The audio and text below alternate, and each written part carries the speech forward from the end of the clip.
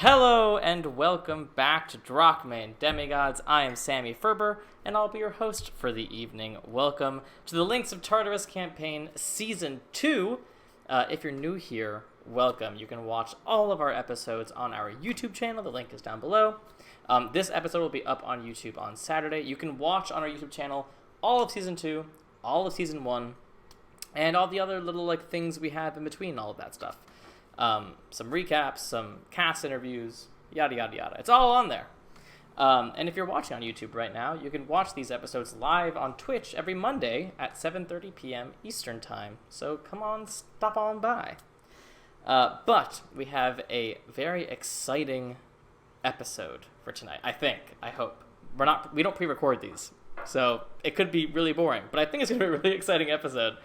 So let's just jump right into it. So, previously, on the Links of Tartarus, the hands of fate made final preparations as God's Sight Day draws ever closer.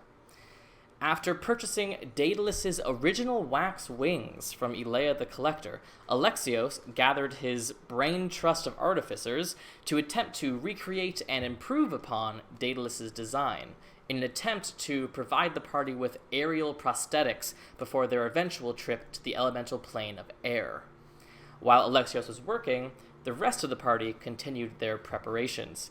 It was decided that they would split the group in 3 places. Alexios would stay in Athens to work on the wings, Ryujin and Anura would go to the elemental plane of water to retrieve a genie's vessel in which to house an interdimensional portal to and from Fort Agonor, the party's new safe house on the water plane. And Adagio and Illmaye would go to Xander to try to find some crucial information that could only exist in one place, the Great Xanderian Library. Unfortunately, the Library of Xander is housed within the Heka Institute, which is not only controlled by the Eyes of Gaia, it's literally where the Eyes of Gaia was formed. So in preparation for this dangerous mission, Adagio used the Link of Phoebe to pull a Doctor Strange and gaze into dozens of potential futures, searching for one where they could successfully sneak into the library. And he saw one. Specifically, he saw a future where he and Illmaye, disguised, presented a scroll to the library employees, one sealed with a symbol of a one-eyed owl clutching papers in its beak and signed with the name Cleopolis. With the beginnings of a plan in place, Adagio and Illmaye recruited their friend Dardania, daughter of Zeus, who herself is a Xander native, to teleport them into the city. But after that, they're on their own. Anura and Ryujin, who themselves are waiting for Dardania to return from this trip so that they can use a teleportation helm, have different unique challenges in their wake. They must travel to the city of 10,000 pearls, where the Merid live in the water plane, and convince one to gift Ryujin with one of their vessels. They have the name of one such Merid named Bhagwan, but were warned that all Merid demand a price for such a specific gift. So, with that being said, let's start exactly where we left off. Adagio and Illmaye, you and Dardania have teleported out of Athens. And as you catch your breath in this new space, you find yourselves in a rather humble home. As your feet touch ground, you see its wooden floors, stone walls. You're in essentially a living room. There's a small couch that connects to a small kitchen with a little table, and there are stairs leading to some sort of upstairs area. It seems like this apartment or duplex or whatever this might be is taller than it is wide. Something that Illmaye you're very familiar with, as it's sort of the same idea with the home that you grew up in these cities. It's just sort of stacked on top of each other. There is a thick layer of dust over most surfaces in this room that you're in. You see there are some frames on the walls themselves covered in dust, so much so that most of them are clouded and you can't really tell what's in them. You get the sense from all of this that no one's been here in a bit. But you do hear bustling city sounds from outside. As you emerge, Dardania removes her helm and looks around. Well, this place has gone to shit in my absence, I see. But how long has it been? I suppose about 3 years since Isis and I left. But So before the day of endless light. yes. Whatever that was. Yeah. Yes. Our journey and adventuring had already started when the links were stolen and everything happened. We were already on the road. But make yourselves comfortable. If you have any questions that I can answer about Xander or the library, I can answer what I can. I don't really know if you need me besides just transportation. I would like you to sketch out the layout of Xander, if possible. The areas that you know, kind of who ran them, if you can remember anything of import. Did Adagio tell me about the Cleopolis at all? Adagio? The what? About your vision. Yeah. I'll remember I tried to. And then Illmaye was doing their own thing. Oh, right. Well, now you have a time. Yeah, sure. Well, then I'll give Illmaye the spark notes. The rundown. Okay, then The Hermes notes. then I would just ask Dardania if she knew of Cleopolis and who this And person was. I've sketched out the symbol that I saw, so I'll be like, does this look familiar to you? It does, actually. It is in this room with us. What the fudge you mean in this room with us? She goes over to one of the frames on the wall and sort of wipes away the dust, and you see framed on the wall in this living room is a scroll. And you can see immediately, Adagio, that this scroll was at one point sealed with a purple seal in the exact shape of the seal you saw in your vision. It's now been broken, and the paper has been laid flat in this frame for what you assume to be several years. But you can't help but notice, as your eyes just sort of skim, at the very bottom, it is signed with the name Cleopolis. What was she? The Grand Countess of History? Oh, God. Yes, he is. That is one of his positions. He is the Grand Count of History. But perhaps more importantly for your journey today, he is, they call it the head superior of the Heka Institute. Basically, he is the man in charge. Okay. Help us. Oh, certainly not. Oh, okay. No, how did you get this letter? Like, Read it, and I think it will become clear. You look at the letter, and it's written in this very beautiful cursive typing. And it says, "Dear Dodala, I sincerely hope this letter finds you in good health. It is not often a matter so excites and intrigues me as to rush me directly to my writing desk, yet here we are. As you undoubtedly know, the Heka Institute seekers are tasked with discovering and recruiting young Xanderian citizens who show the potential to become the greatest heroes of their generation. As children of Zeus, your twins have been potential candidates since birth. However, Grand Countess Ericto has just informed me that her seekers learned of your daughter, Dardania, if my records are correct, showing early signs of powerful innate magic. Her natural connection with the arcane, along with her powerful birth, has shot her to the very top of our list of potential recruits for the Heka Institute.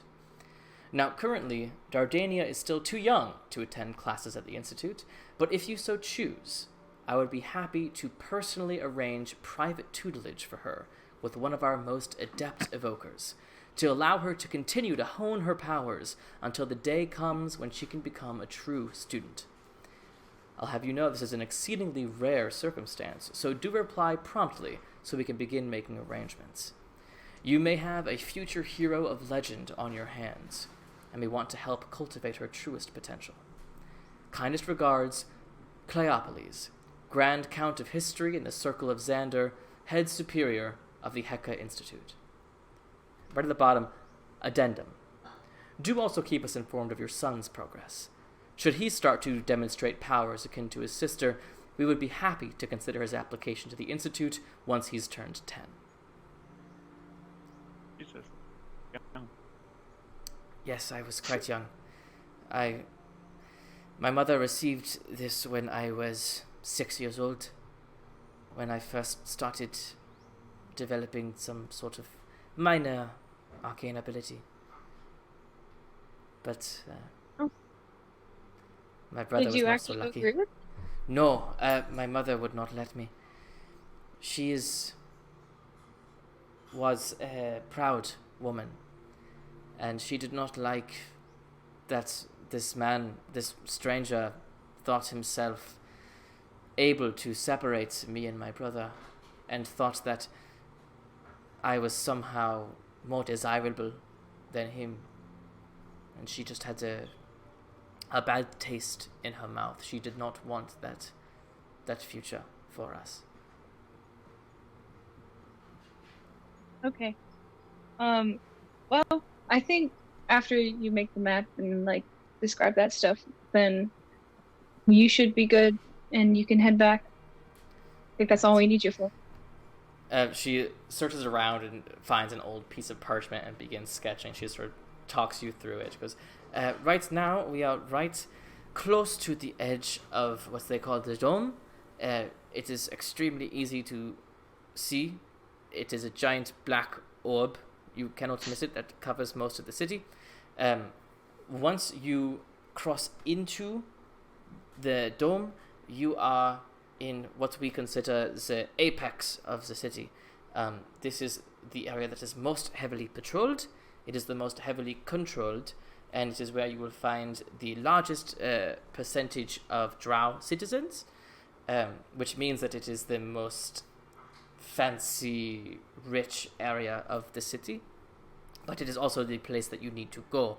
Once you're in the dome and your eyes adjust to the darkness, you will see that there are two major towers in the city. One is the Palace of the Emperor, and the other is the Heka Institute.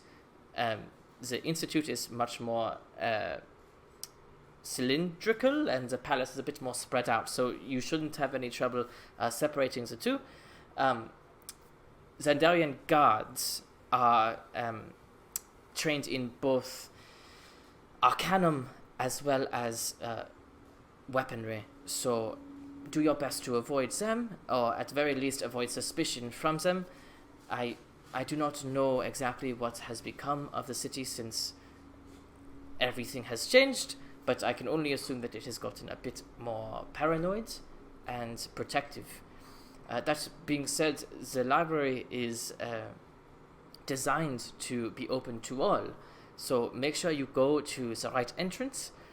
And I don't know what your plan is, but I would recommend false identities. Just be careful and treat everyone who acts like they should be respected with respect, even if you do not actually respect them. Okay. Thank you for this information.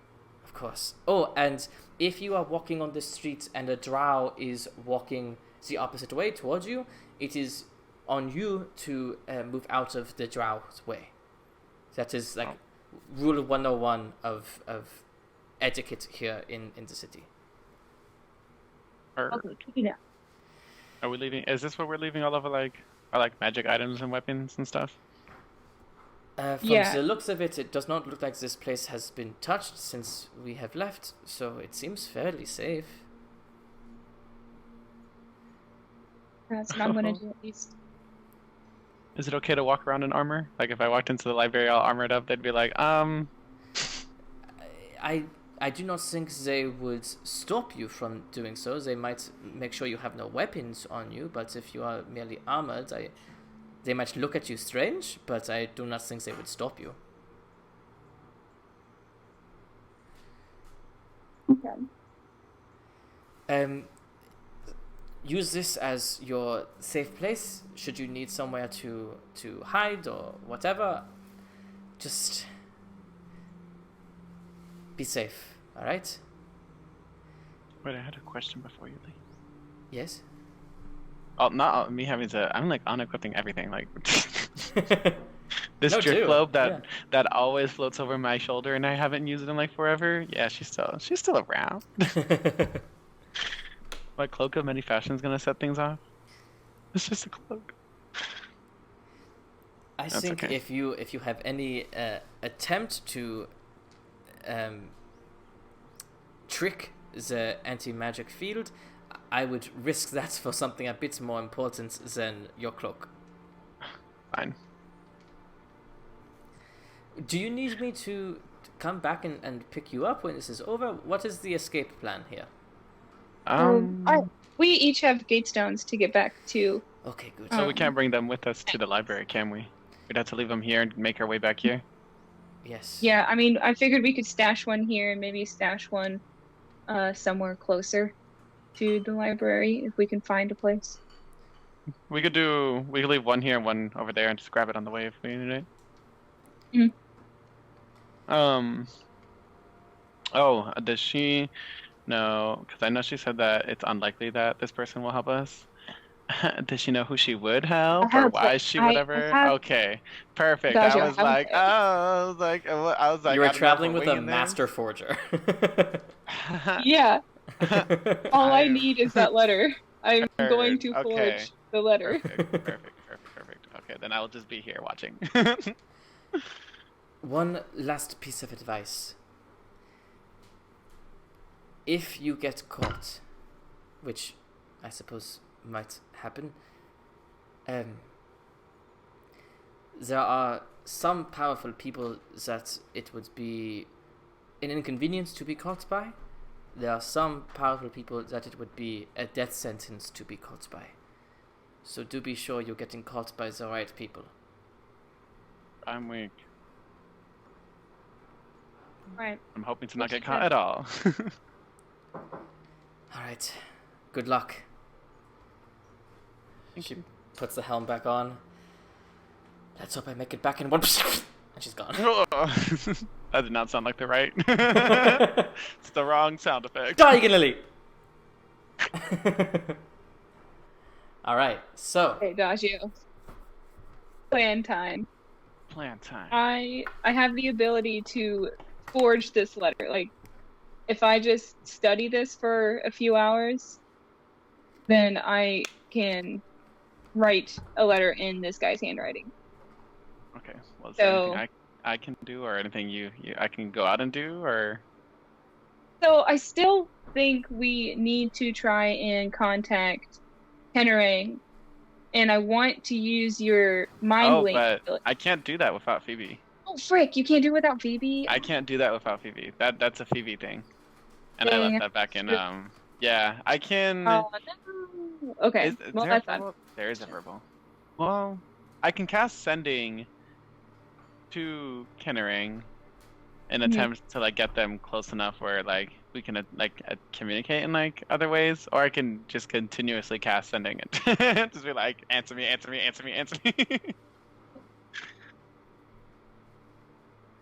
Ask it earlier. Sure. Once you cast it, do you have to have Phoebe to use it? I don't know. I don't know if it's specified, but I think if the ability is coming out of the item, then you do need the item with you in order to continue the ability. But I Okay. don't like. I could always mind link 8 other people, not including myself. So like, they don't need the item. Well, I think it's based on if you're attuned to the item or not, and if you remove it from yourself and you're in a different city from it, I would say that you're no longer attuned to it.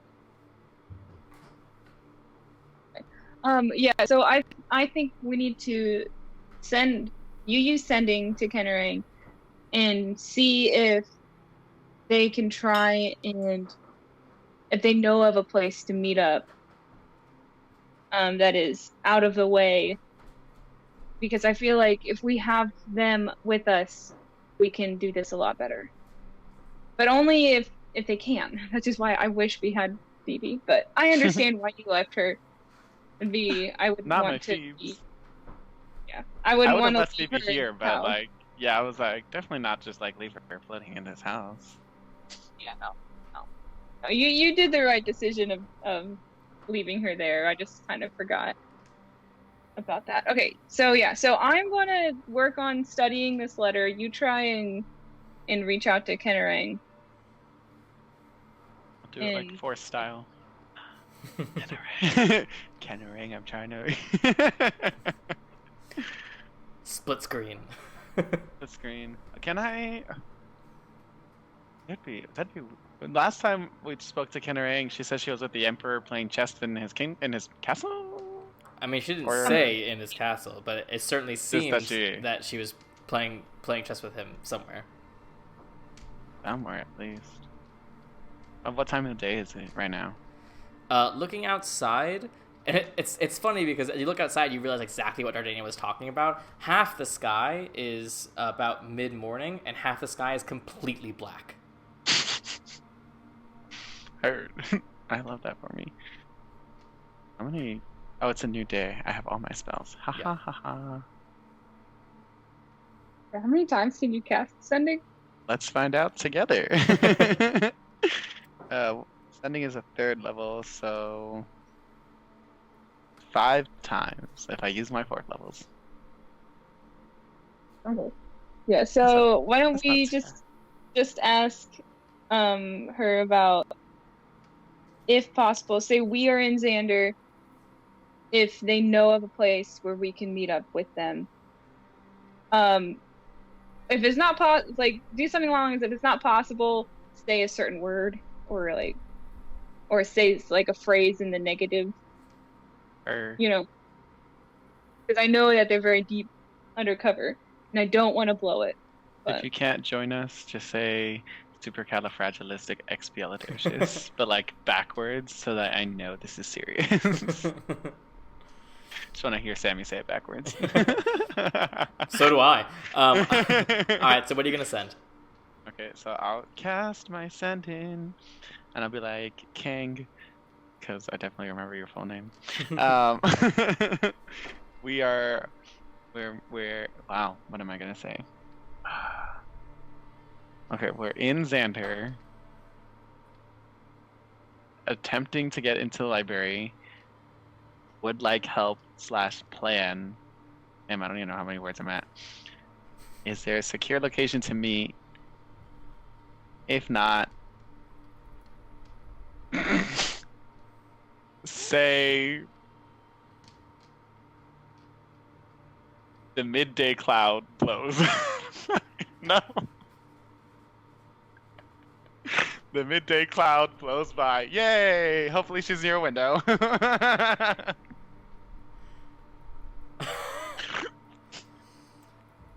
I was trying to think of a random phrase you'd say in the middle of, like, no one says nothing on purpose. Okay. You get a response.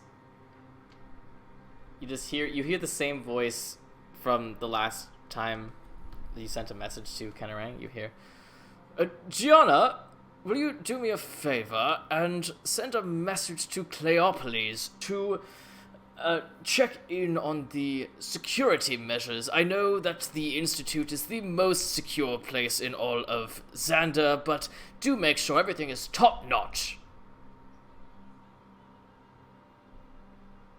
I understood none of that, but I'll tell it to Illmaye and assume that she will. well, I'm pretty sure she's saying we should not go in there because it is very highly secured. But we have to. We have to, I'm going to forge this letter. So trying to think of what should this letter say to get us in? Because Are we definitely not meeting this person? I'm not meeting with this person. But Going think to of all the things they forge- could tell us. Think of all the things they could tell us if we found them and respectfully asked. Oh man, I am pretty sure that this what did we person come here is for? a very strong individual. Very true. Very true. How strong are we? What level are we at? Maybe higher than that? Probably. Yeah. So, what if we want to get into the inner portions? So we could say something along the lines of, like, this letter is about. Say... I was gonna say, if like Cleopolis sent us to like look into like a specific book for like research or something for them. I don't know how that would work though. Yeah, we could say that we were sent to look into. Literally, what if we just made a letter to say we were sent to look into what we want to find? Quite literally, and then they could help us find it, and then we can move on. Yeah. How does the seal forgery work? I mean, I was just gonna reseal it. Oh, heard. LOL.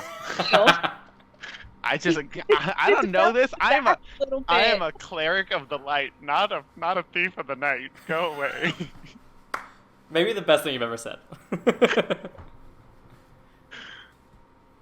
Okay, well, I'm just gonna stand over here working on our disguises then.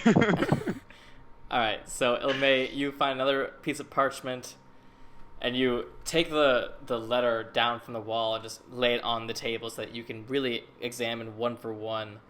You get out your tools that you use for your forgery, including like extremely magnified spectacles, so you can really focus on the handwriting and the ink style and everything.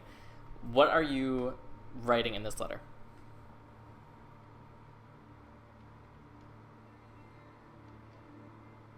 Would I know?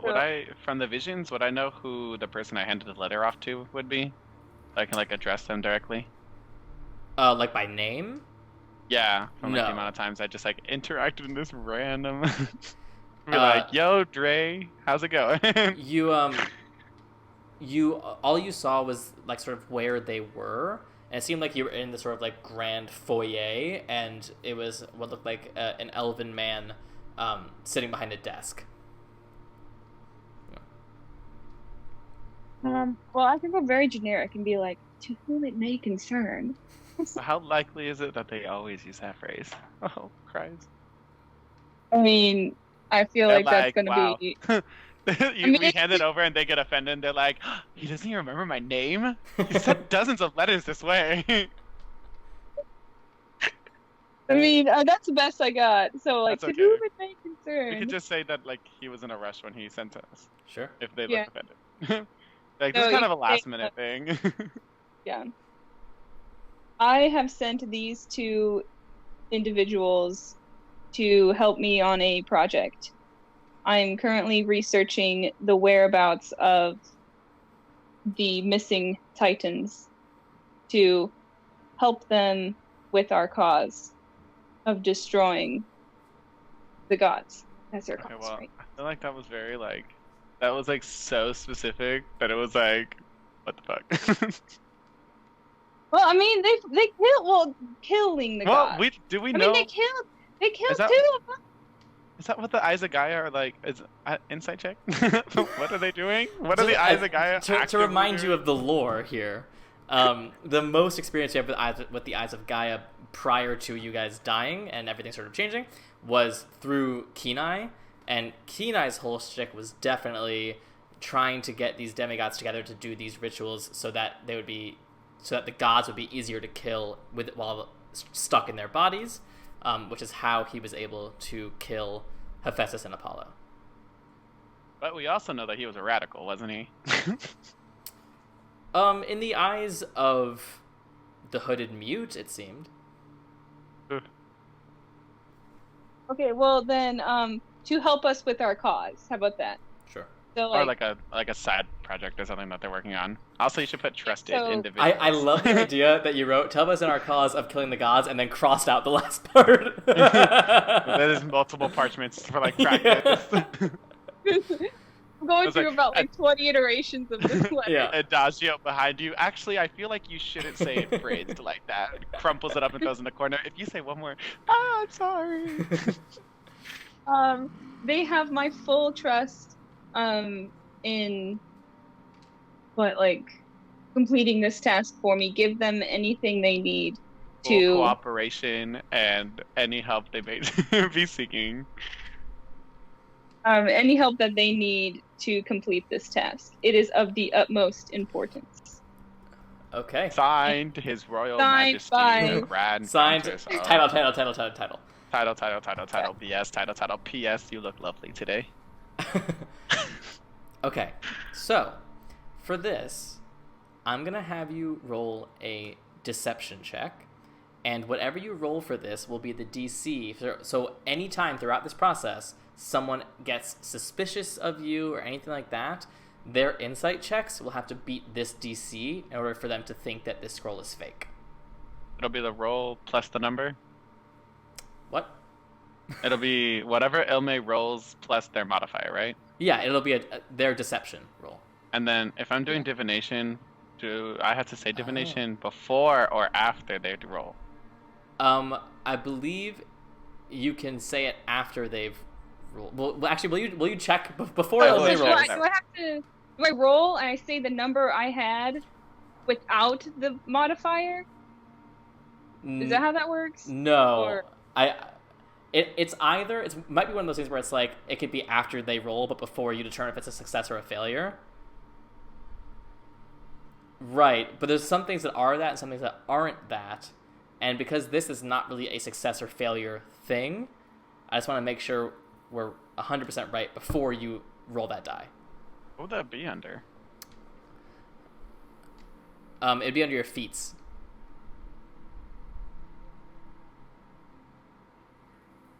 Right. Because if you can get a natural 17 on this roll, like that's nice. Good. Not that good. I have a 0 charisma. I must Are you not- choose are you to not do proficient? So. I am proficient. Okay. So I have my proficiency bonus, but I have nothing to add because I have a +0 to Yikes. charisma. I didn't have nothing to add. Oh my god. I do. I have my proficiency bonus. Yeah. But Okay, well. But it's I not have one to of do it. your expertise I have ones. to choose to do so before the roll. Okay. So And are you? before- So up to you guys if you want to take a natural 17 or roll. What do you think, Illmaye? What's that modifier? I mean, is it +5? So what it'd be, is So, it'd I be mean, a, it makes a 22 16. DC. 22. That's 22, and then you could always roll higher than 17, but if you don't. Yeah, but that's a very rare chance that I'm going to roll higher. Okay, so I'd do say you you or do you not? So you want the 17 is what you're saying. Yes. Okay, then you'll take the 17. All right. So the DC for the insight checks is a 22. Just for the hell of it, Illmaye, if you'd like to roll to see what you would have gotten. I'll cry if it's like a natural 20. No, it was an 8. Okay, great. Oh. Good choice. Good choice. Goodbye, 17. Okay. And look, it's a pretty pink sparkly. Yeah. If So, only I had rolled it like 2 as well, so I can be like, nope. Yeah.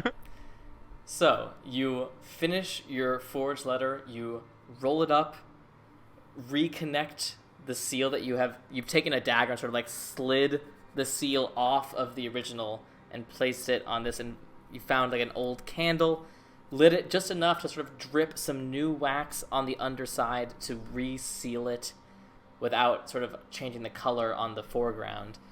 And for all intents and purposes, it looks like a pretty good forgery. You hope. So next on this plan is we need to do some pre-scouting before we actually go up. Because we need to know what people of the Heka Institute wear.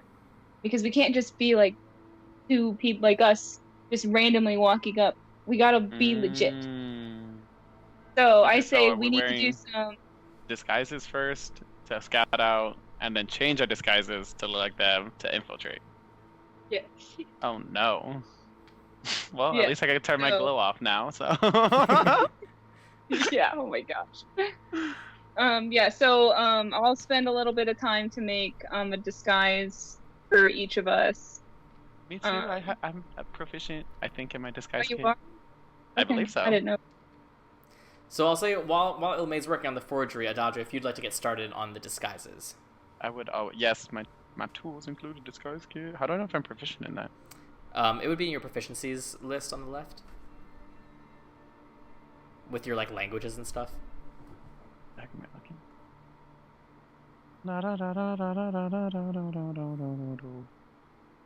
Oh yes, it says proficiency in a language, and then it says disguise kit under my Great. tools. LOL, I'm dumb. So I'm, like, what kind of staring at disguise it. are you hoping to make for you and Illmay?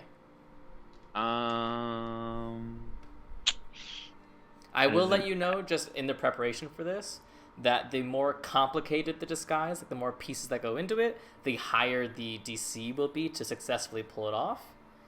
But the harder it'll be for them to realize that you're not who you are. Mm-hmm. Essentially, Can simpler, easier to DC, more complex, harder DC, but a better disguise. Christ. If I'm like, you know how Emily's like working this forgery, can I like people watch?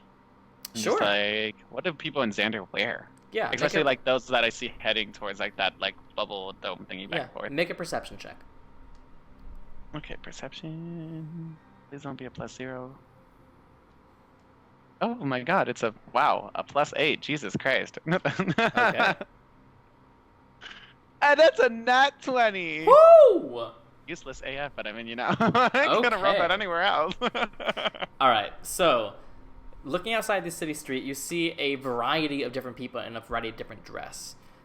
First and foremost, you see Xanderian guards, who you have seen briefly before. While Athens is blue and Sparta is red, Xander is purple with a purple mohawk-style helmet, with spears, and instead of shields, they have a one hand that is covered in a sort of sparkling silver glove. You only see a few of them walking about. They're not like on alert or anything like that.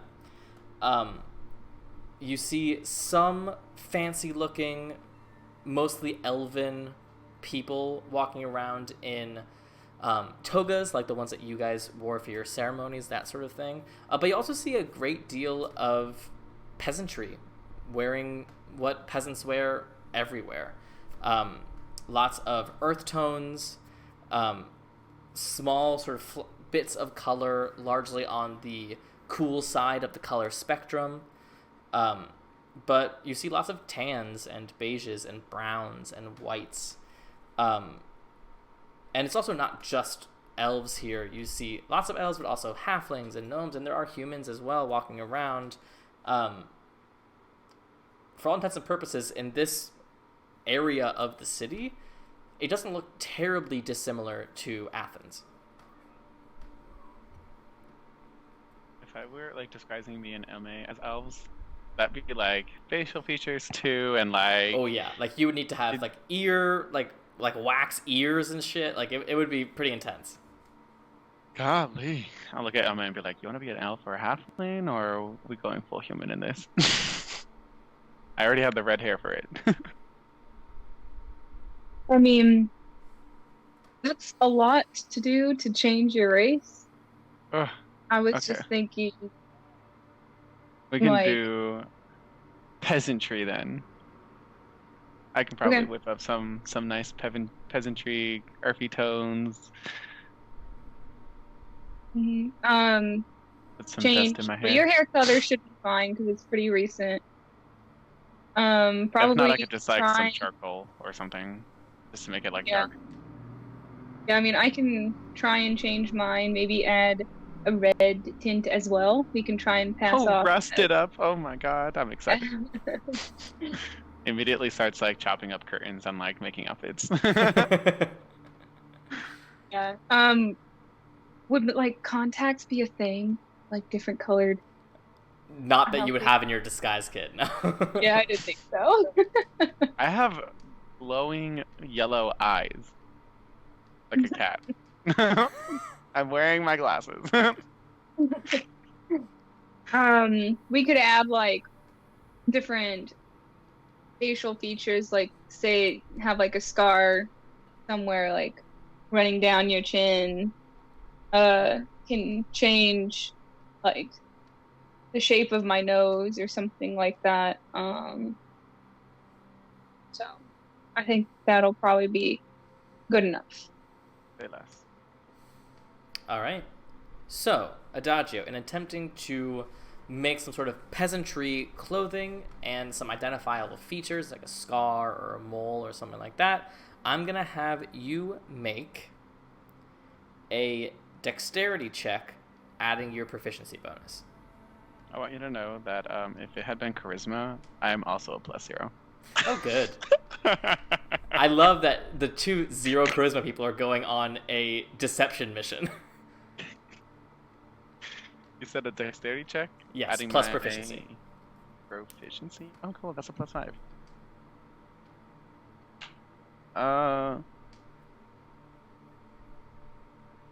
Like on everything. Yeah, you're fine. Okay. 21 all around. 21 all around. Okay, so as Illmaye is putting the finishing touches on her forgery, you're putting the finishing touches on your costumes.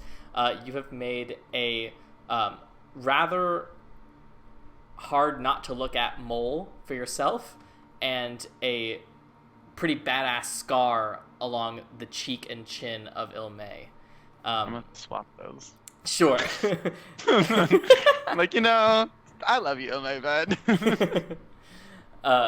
The clothing, I mean, you were able to take some of the sort of dusty things from around the house, as well as, in the time that Illmaye was working on her forgery, you could have gone upstairs and found Dardanian and Iasis's old rooms. They have some old clothing there that you could use as the basis for your outfits. And you come across looking like Xanderian peasantry. Nice. So that means that we're unequipping our armor then, because we're changing into these. Just clarification. We can wear it under, can't we? Sure. Hell, though you haven't. Can you? Because mine's just leather. You I'm wear not a wearing. breastplate, right? I wear a breastplate normally, yes, but I can wear my leather armor underneath. Okay. Yeah. Or I I think can that's just the best not. I mean, I'm also a barbarian, so I think I get like unarmored defense. I'll try it on with like over top of my Well, I armor. can cast a spell Be on like, you. if I look. What? Yeah, I can cast a spell on you. I could do I can give you like a +2 to whatever your normal base is. Mm-hmm. I forget what that one was, but I can not shield. That's for sure. I was like, shield? No. Shield? God, what is that spell called? Why is my brain not working right now? Okay. Yeah, I'll go without the armor then for now, since we're not actually going to be doing Shield of it. Faith is what I was thinking of. Jesus Christ. Okay. So, without the armor, I'm just having 2 daggers on me right now. So you are bringing 2 daggers. Yeah, because we're not going into the library. Yeah. We're just Alright. stopped. What I have seen, like, obviously they don't walk around with like swords and stuff, but like, would it be weird for me to walk around with like a rapier at my hand? With your nat 20 perception, no. I mean, it is a little uncommon for peasantry to have well-crafted weapons and such like that, but it is not uncommon for people to be walking around with weapons. It's a dangerous place. People need to be protected. Yeah. I'll leave that rapier I got from Illmaye and my like +1 whip. Oh, watch me use a whip, y'all.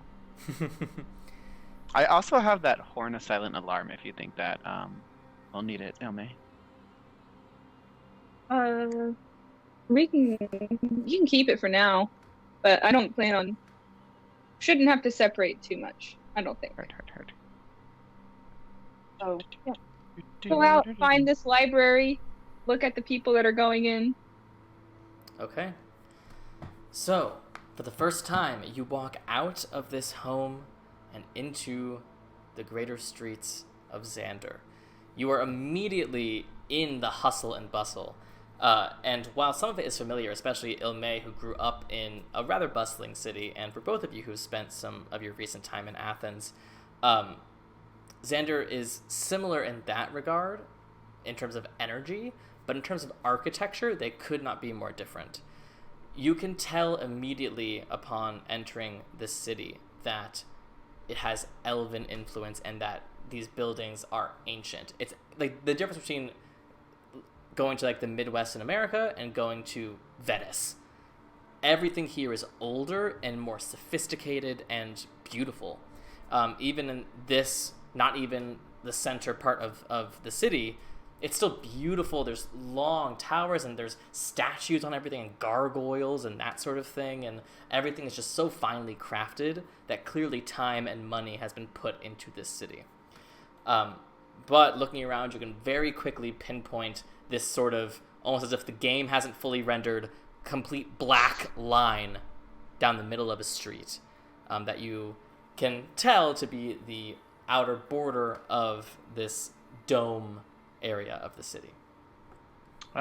Spell wise, because I did not prepare mine, and I was right now. What does Illmaye think I should prepare?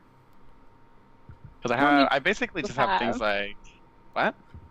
I don't know what are your notes. So basically what I did prepare was like bless, so that we can add a +4 to our rolls. Detect magic, because I assumed you'd want that one. Shield of faith, so I can add to your armor class. I don't know if calm emotions or like blind / deafness would be a fun spell that you have. Find traps, enhance ability, silence, sending obviously, tongues, because why wouldn't I want to talk to anything that passes by? But things like, actually I don't really think I have anything outside of that. The ones that you listed. These I think seem outside of that. I mean, like, I guess I can cast divination at like 4th level. I can do dispel magic. I can zone of truth. Locate object if I've seen the object. Hold person if you feel like we'll need to hold a person. How many of these could you have? I don't know. I don't know how spells work. How many can I have? I can have 11 spells. 11 spells total? Mhm. Okay. So definitely detect magic will be one. The trap thing you said. Find traps. Okay, perfect. Yeah. Enhance ability or nah? I feel like enhance abilities. I don't know. I don't know. Shield of faith would be nice. Perfect. Silence. Silence, I think, would be helpful. What about blindness or deafness? I don't think we'll need that. Turn someone blind. Was the one you said before that? You I don't remember. It was like you said something and then blindness and deafness.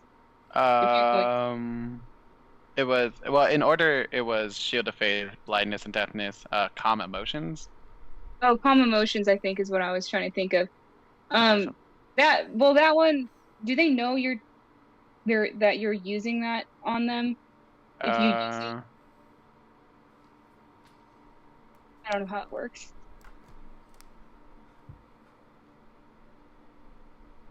I don't.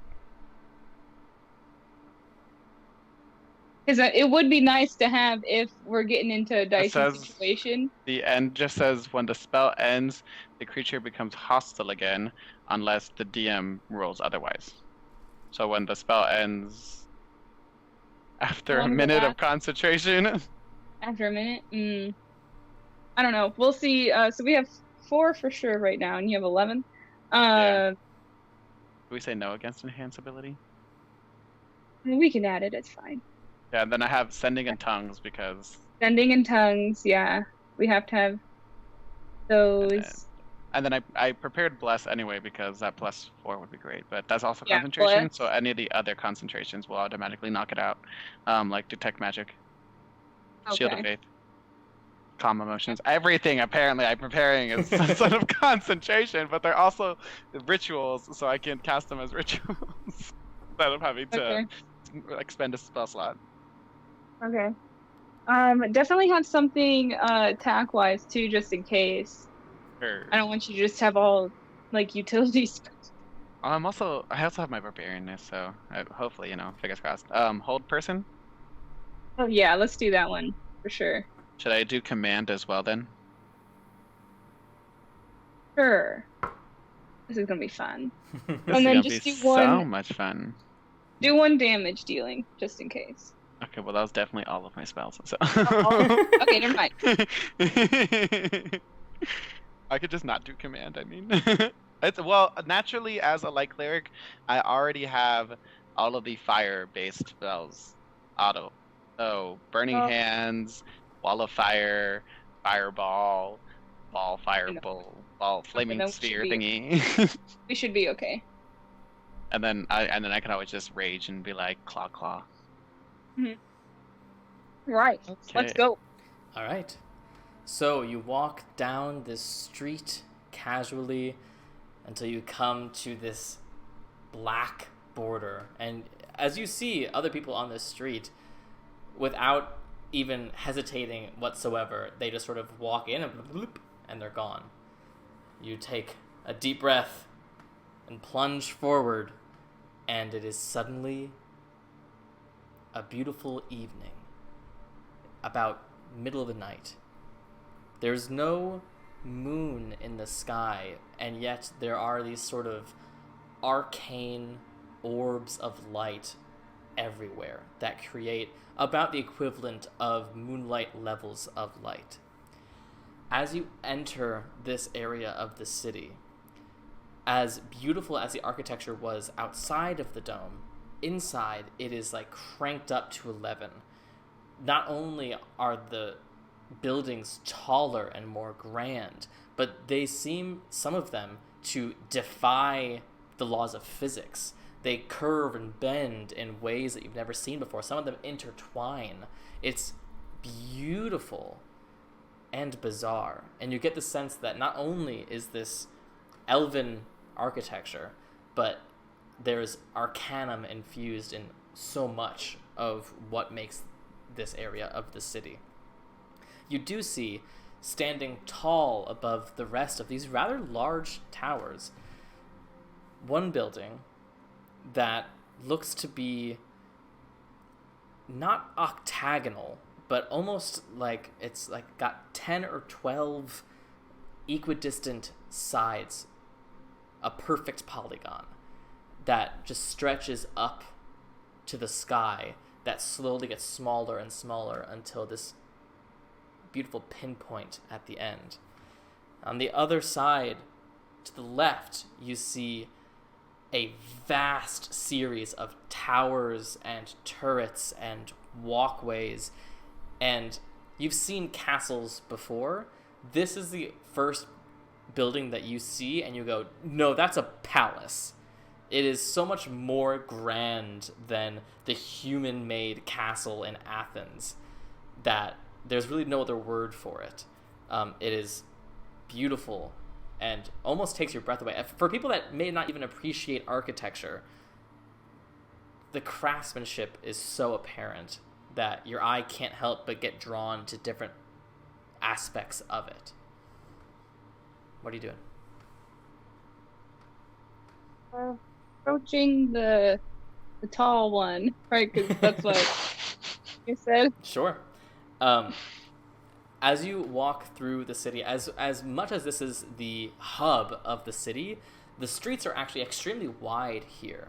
There are some carriages moving past, some people on horseback moving past, but a large number of people are just walking.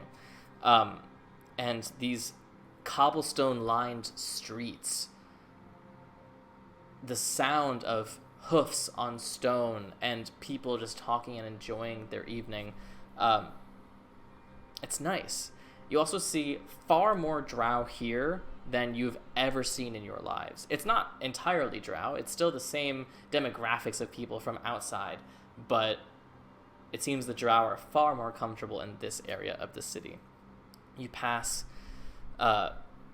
blacksmiths and art stores and galleries. You pass ceramic shops and restaurants and everything that you could possibly imagine under the sun.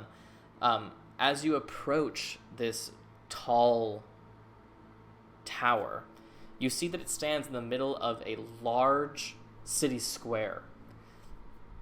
And you see what looks to be several different entrances all over the ground floor of this building. But there is signage in common at various points in the city, and you see signs pointing to one entrance that says library public access. And you can see there is a line of people waiting on these sort of grand steps up to this beautiful entryway. An orderly line of people waiting their turn, and you see right at the doors a series of Xanderian guards patting people down, putting items in boxes, and Adagio, you see an archway with a sort of pink veil that isn't quite there, that you recognize from your visions as a sort of magic detecting field. What are you guys doing? Want to study all these people that are going in there. Do they all look just like regular, like people off the street, or are any like in scholarly robes? Make a or do I perception see check. people? Okay. Oh man. 21. 21. It's a mix. I will say that while you see some people in togas and fancy dress, you don't see anyone that you immediately pinpoint as some sort of uniformed scholar. But you do see some people that are dressed up, some people that are in peasantry clothing, much like you. You even see what look to be some off-duty guards, and you even see a blacksmith still like in a dirtied apron and gloves from his work. But largely that is sort of the exception to the rule. Largely people look fairly put together. You get the sense that even the peasants who are in this line, coming to the library is a bit of it's a bit of a day. And so they try to look their best within their means when they're getting in line. Okay. And so just staying here watching for just a little bit. Everybody has to go through that. Nobody is just like, everybody gets patted down. There's nobody that actually just gets waved on without it. Yes. So you see a couple of things as you're watching for the next few minutes.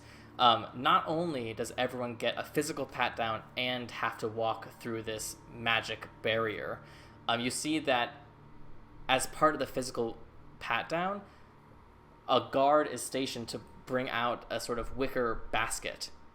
And you see that all these people during the pat down are taking everything out of their pockets and placing it in this basket. The guard is then writing something on a little note, tears it in two, hands one to the person, and attaches the other to the basket, and then puts the basket on a long sort of bench of baskets. You also see that while the entrance on the right side, directly next to it is what you assume to be the public exit. And so as people are leaving, you don't see another magic barrier, and you don't see someone patting them down, but as they leave from the other door, you see them handing this piece of paper back to the guard, who then looks through the wicker baskets, pulls one out, and you see people putting their items back into their pockets. Then can we make like a lap around this place? Absolutely. And I'm just looking for if there is any other way. Yes. And Yep. And like me and Illmaye spent like a little time like talking about all the like the failed versions of like things I saw. Like, listen, I know you want to climb that second balcony window, but every time you did, I saw X, Y, and Z. Yep, for sure. It's funny because like Adagio, you've never been here before, but it's almost like walking into a place that you've been for hours and hours and hours. It's a bit bizarre. Illmaye, doing a lap around the building, you see that this is one of 3 entrances into the building on this ground floor. Luckily, there is signage everywhere, so it's not hard to determine what these entrances are for. One is labeled for Institute staff. And while that is not as grand of an entrance, you do see that there are still guards there, and it does look like they do still get patted down and go through a magical barrier, but you don't see the sort of baskets of belongings at this entrance. Do they show any form of like identification to prove that they're... Yes. You see that everyone coming... Actually, there's actually a couple of things here. Everyone coming through this entranceway is wearing a uniform. You see that they are wearing this sort of beige, off-cream colored toga with a purple sort of vestments over it. And you see as they approach, the guard examines something on their lapel and then does the pat down and lets them in. Are there anybody leaving from that exit? This time of day, no.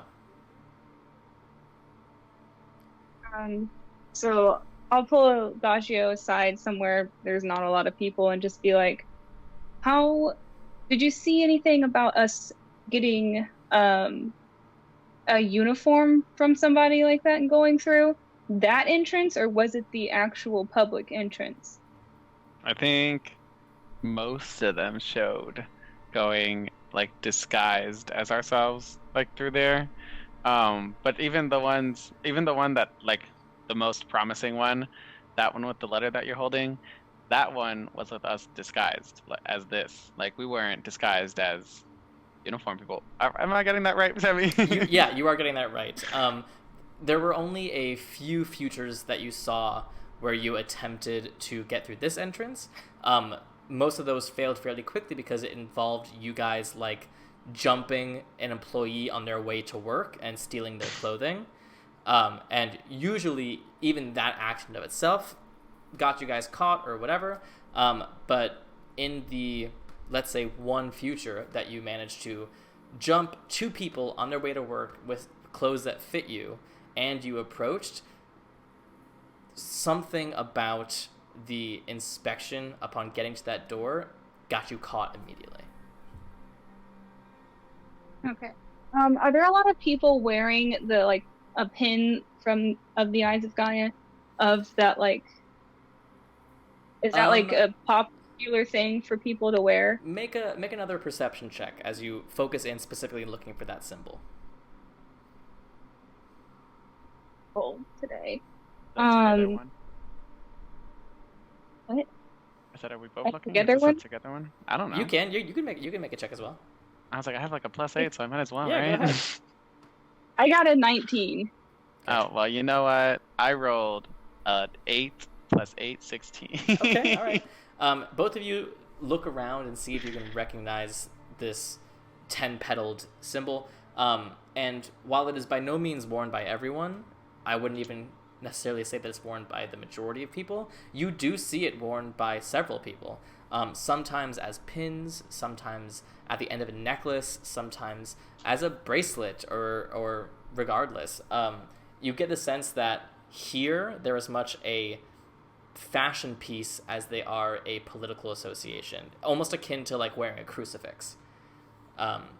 People wear it in many different ways. Some of them are bedazzled with jewels, some of them are made out of various different metals, but it certainly seems to be some sort of fashion trend. Well, I will pull out the pin that I do have, because I do have a pin, and I'll put it on. Sure, absolutely. That group of, not the reflection, the refraction? The refraction, yep. Where were they based? Where did they say to meet them? It was here in Xander at that, was that here in Xander? Emily, do you know what I'm talking about? That might be bust out my notes. Let me... Okay, you guys continue if you... The refraction was the from, group of doppelganger assassins from Indola's Stand. Oh, okay. I did not remember their name. What are you talking about? I was wondering if, like, maybe they had, like, information or a way to get into the library, especially if they were based here in Xander.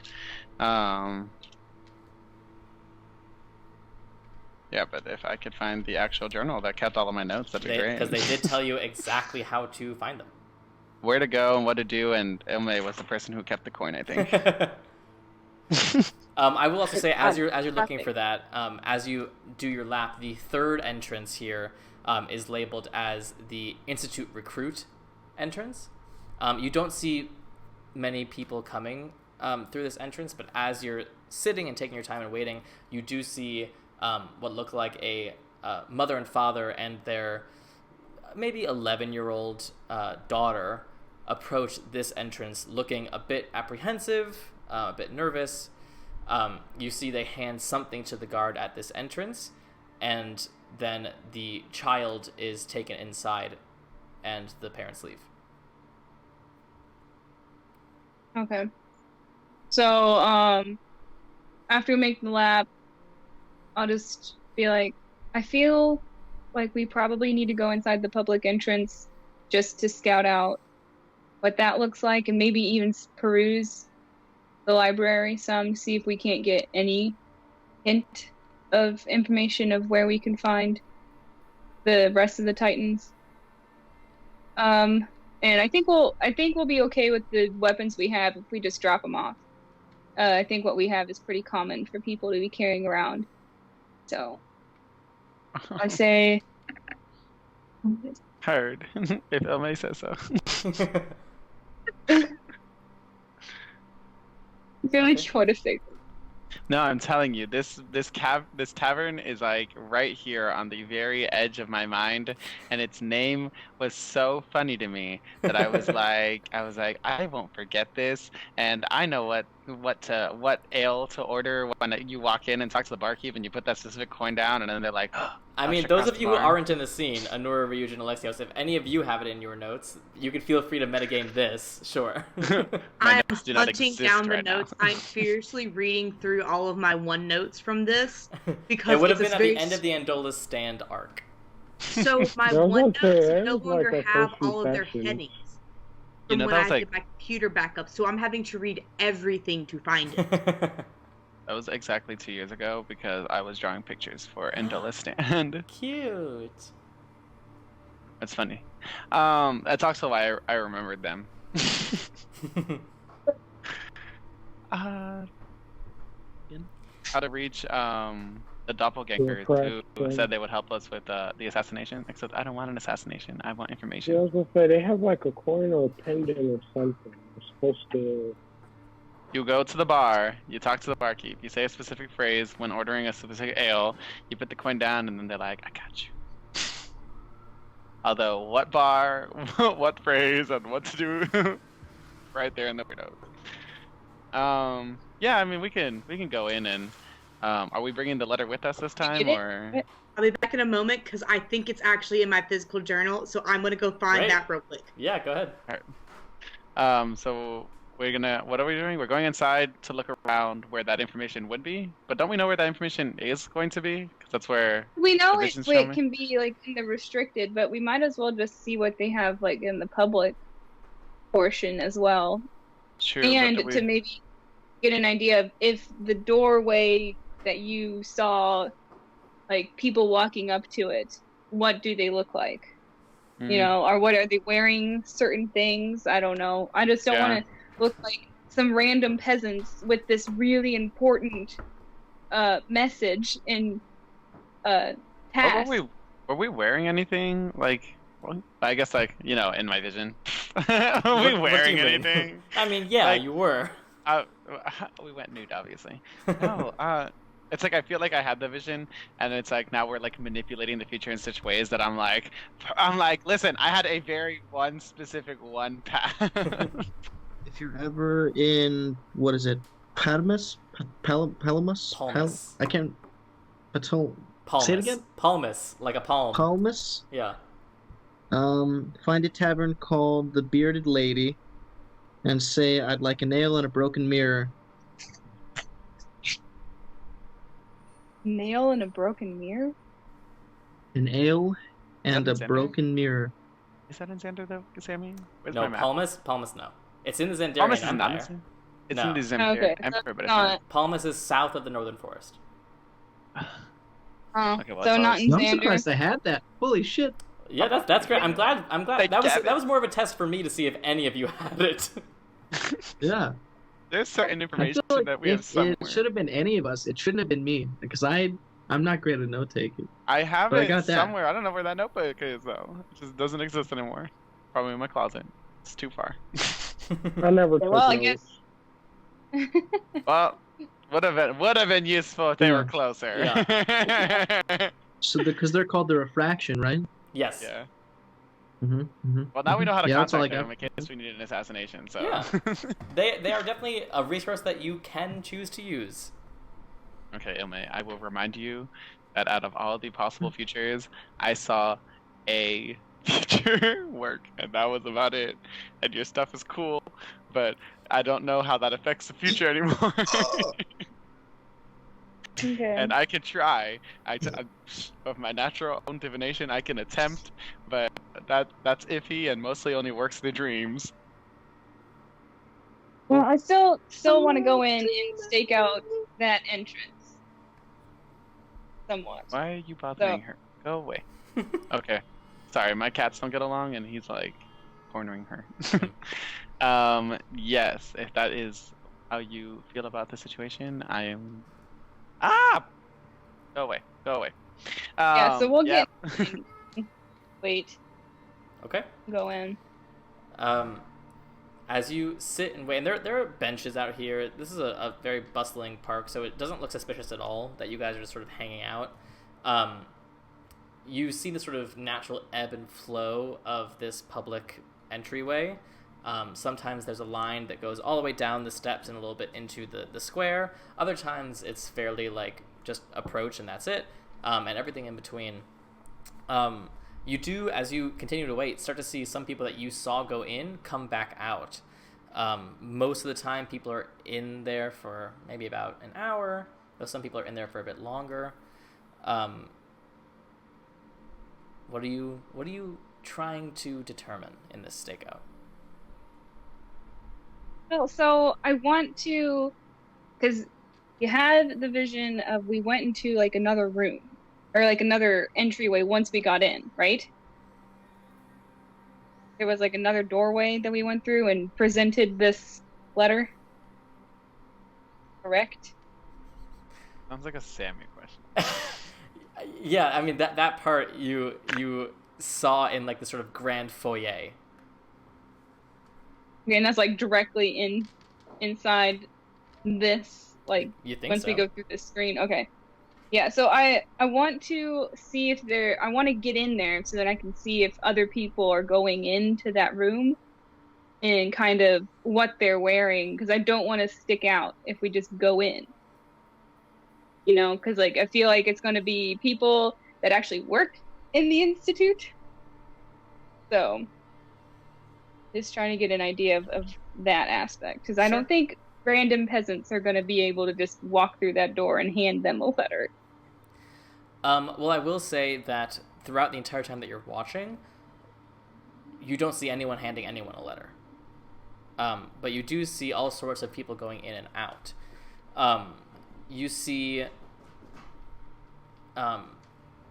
even some peasants. You see this elderly gnome being sort of escorted by a half-elven, maybe like nurse or something, sort of slowly go up the stairs. They go inside for a bit. They come out with a book in the half-elf's hand, and both of them are sort of dressed as simple peasantry. You see a group of drow in fancy togas going in, and they're in for a few hours, and they come out without any books.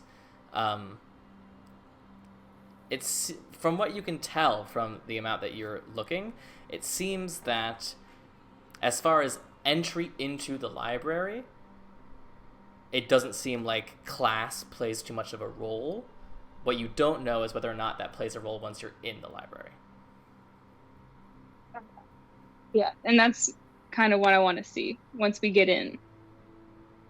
How is the interactions between the peasantry versus the people with like that are more upper class and if they interact with the like workers there, the people that are working in the library. So are you going to try to go in to investigate? Yes. Okay. So you get in line. At the time that you get in line, the line is about halfway down this sort of grand staircase. You get in right behind what look like a male and female halfling couple. You get the sense as you're sort of waiting and slowly making your way closer and closer to the door, the way that he is sort of cooing over her and sort of rubbing her belly. They're excitedly talking about this new baby and what how excited they are, and oh my god, it's our first baby, blah blah blah, all that stuff. After about 15 minutes, you get to the door, and the Xanderian guard puts his hand up and goes, "Any weapons on you?" Yeah, I have a few daggers. All right. I have my whip and my rapier. He takes out a basket. You guys together? Yep. You good with one basket, or you want two? One basket. One basket's fine. All right. Please empty your pockets of all belongings. Put them in the basket. And can I get a name? Circe. Circe. How you spell that? I don't even know how to spell. Circe. Circe. All right. It's gonna be your name for both. All right. Perfect. Okay. He tears up a piece of parchment and hands you a piece of paper that says Circe number 37. And then he puts the other one that says Circe 37 in the sort of weave of the basket. Do you empty all your belongings into there? Yeah, all I had on me were the two daggers. Okay. Yeah, I don't think I'm pretty sure I took everything else off. Okay. That would also include your component pouch. I don't think most of my spells have. Yeah, why not? Okay. Let me check what spells I can do now. You put everything into the basket. He puts a lid on it and slides it over. He goes, "All right, extend your arms, extend your legs. Just do a routine pat down." Use components. Not all of them No, have most material. spells- Most powerful general. spells use some sort of components, but we'll see. Yeah, but like detect magic is just verbal and somatic. So Yeah, there you go. like things like that, like shield of What is faith, somatic again? Movement. like movement. Yeah. Oh, okay. Yeah. Anything Gotcha, with an gotcha. M is not gonna fly. So one by one, he gives you a brief pat down. While it is brief and routine, it is also thorough. You can tell that this guy knows what he's doing. After the pat down, he goes, "All right, straight through the barrier. Wait your turn inside. Have a good time." You see above the doorway, engraved into the stone, just says Great Xanderian Library, Heka Institute. And as you've gotten closer, you also see that the pillars along each edge of this building are intricately engraved and painted with these beautiful tableaus. You see some scenes you recognize, one where it looks like Zeus with a lightning bolt taking down Kronos. You see one of clearly the Trojan horse, and then other scenes that you don't recognize.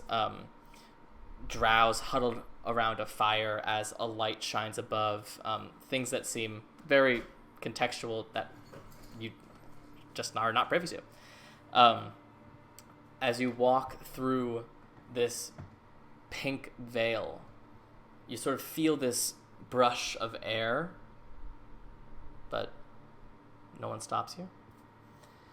As you walk through the archway into this grand foyer, you see the ceiling goes up 60, 70 feet above you, and hanging is this glorious grand chandelier, arcanely lit, flickering in different colors.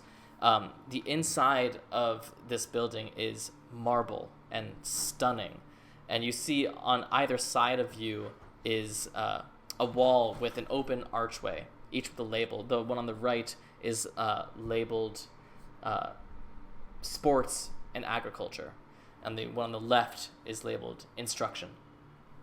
You see, this foyer has more benches, though most people are standing. There are some more guards on the inside, ensuring that there's an orderly line. All the way on the far end of the room, about 40 feet away, you see a relatively tall desk and an elderly, pale elven man sitting at it. You see he's got long white hair, but completely bald on top, with just this long white hair along the sides. He looks to be writing in some book as people approach his podium. Behind his desk is another structure that sort of comes out from the wall, but is enclosed in these sort of black curtains.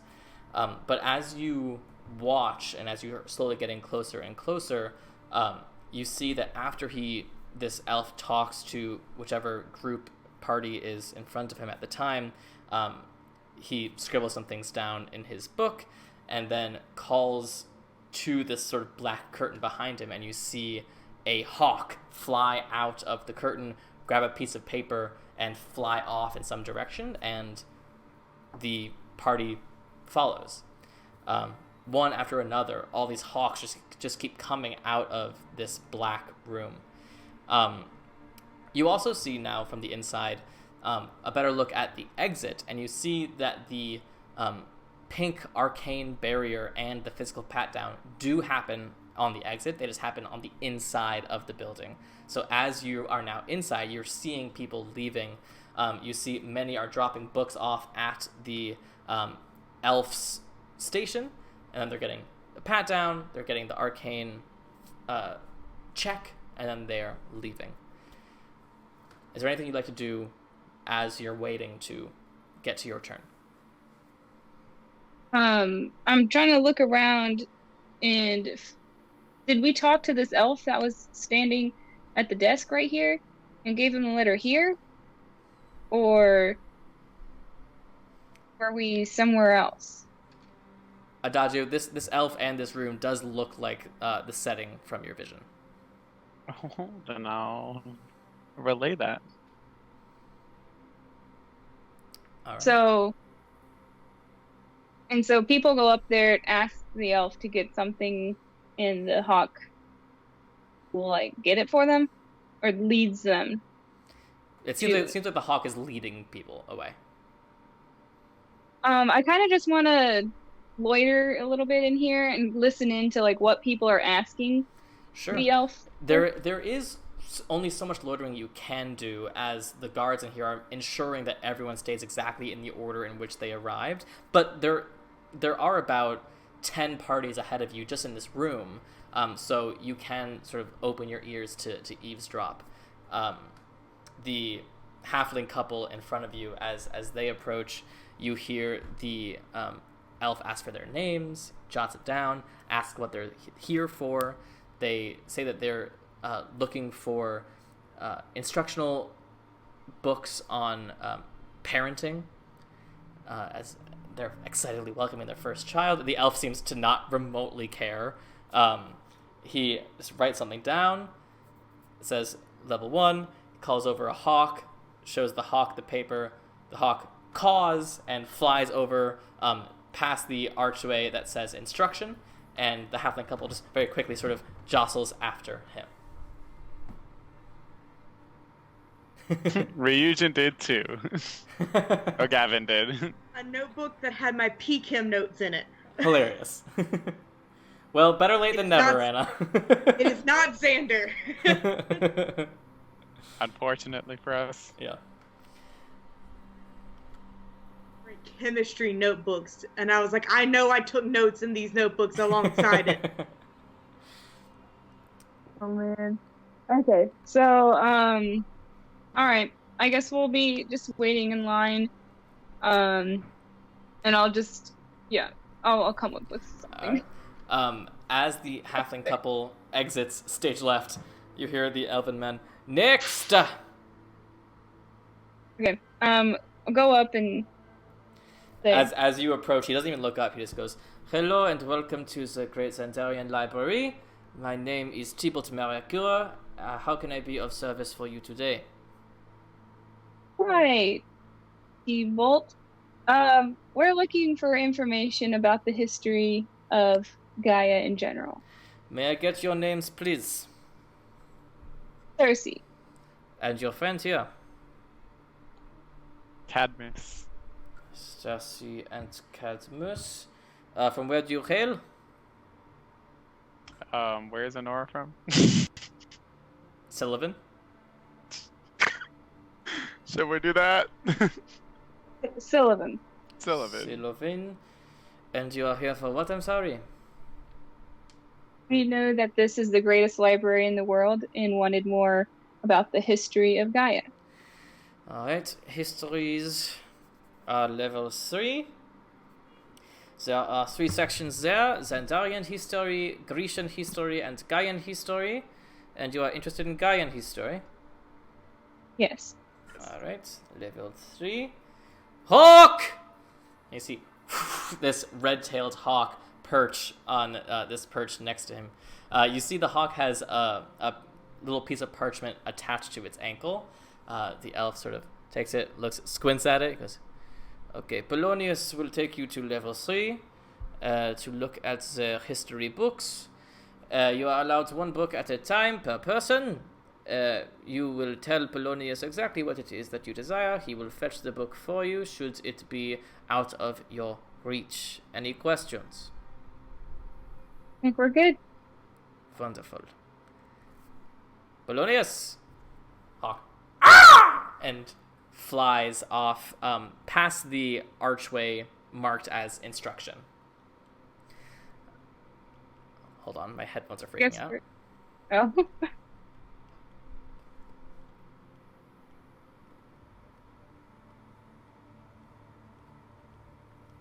We're just in the library right now, in the public section. Yeah, where's the chat at?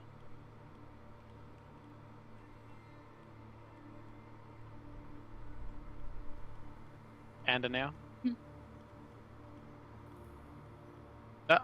I thought Regis said it was a broken mirror and a nail. Or was it an ale?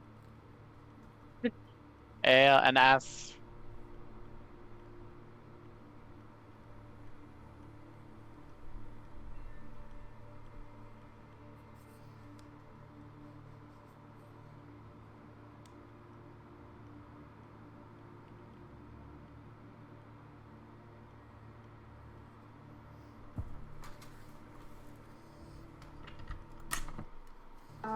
Fuck headphones.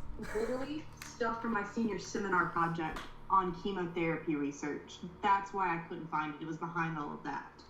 Alright, sorry. I missed all of that, but now I'm back. We were just talking about. Okay, great. Amazing.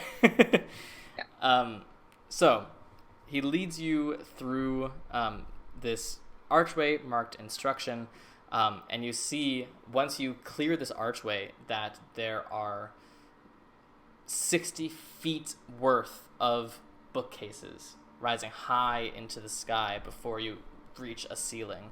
There are bookcases basically everywhere you look, but there are also areas at the base of each bookcase where you see people hunched over books with sort of candlelight and that sort of thing. There are also some larger tables where you see the halfling couple is now currently setting up shop at one of these tables with 2 books that the hawk is now perched on the table, just sort of watching them as they begin to look through their books. Your hawk flies past all of these, and you actually go a fair distance. You feel like you've gone like around the curve a couple times before you see a staircase leading up to the next level. As the hawk gets to this staircase, it actually pauses at the base of the stairs and lands on... You see these sort of like hawk perches are everywhere around this entire building. As the hawk lands on the perch, it's sort of... You wait a little bit, and you hear as a black raven comes down the stairs and perches on the same perch as this hawk. You see the hawk opens its beak and releases the piece of paper that Tybalt had written what you guys were interested in. The raven sort of looks at it, picks it up with its mouth, and gestures to you all before flying up the stairs. Nobody else around with us?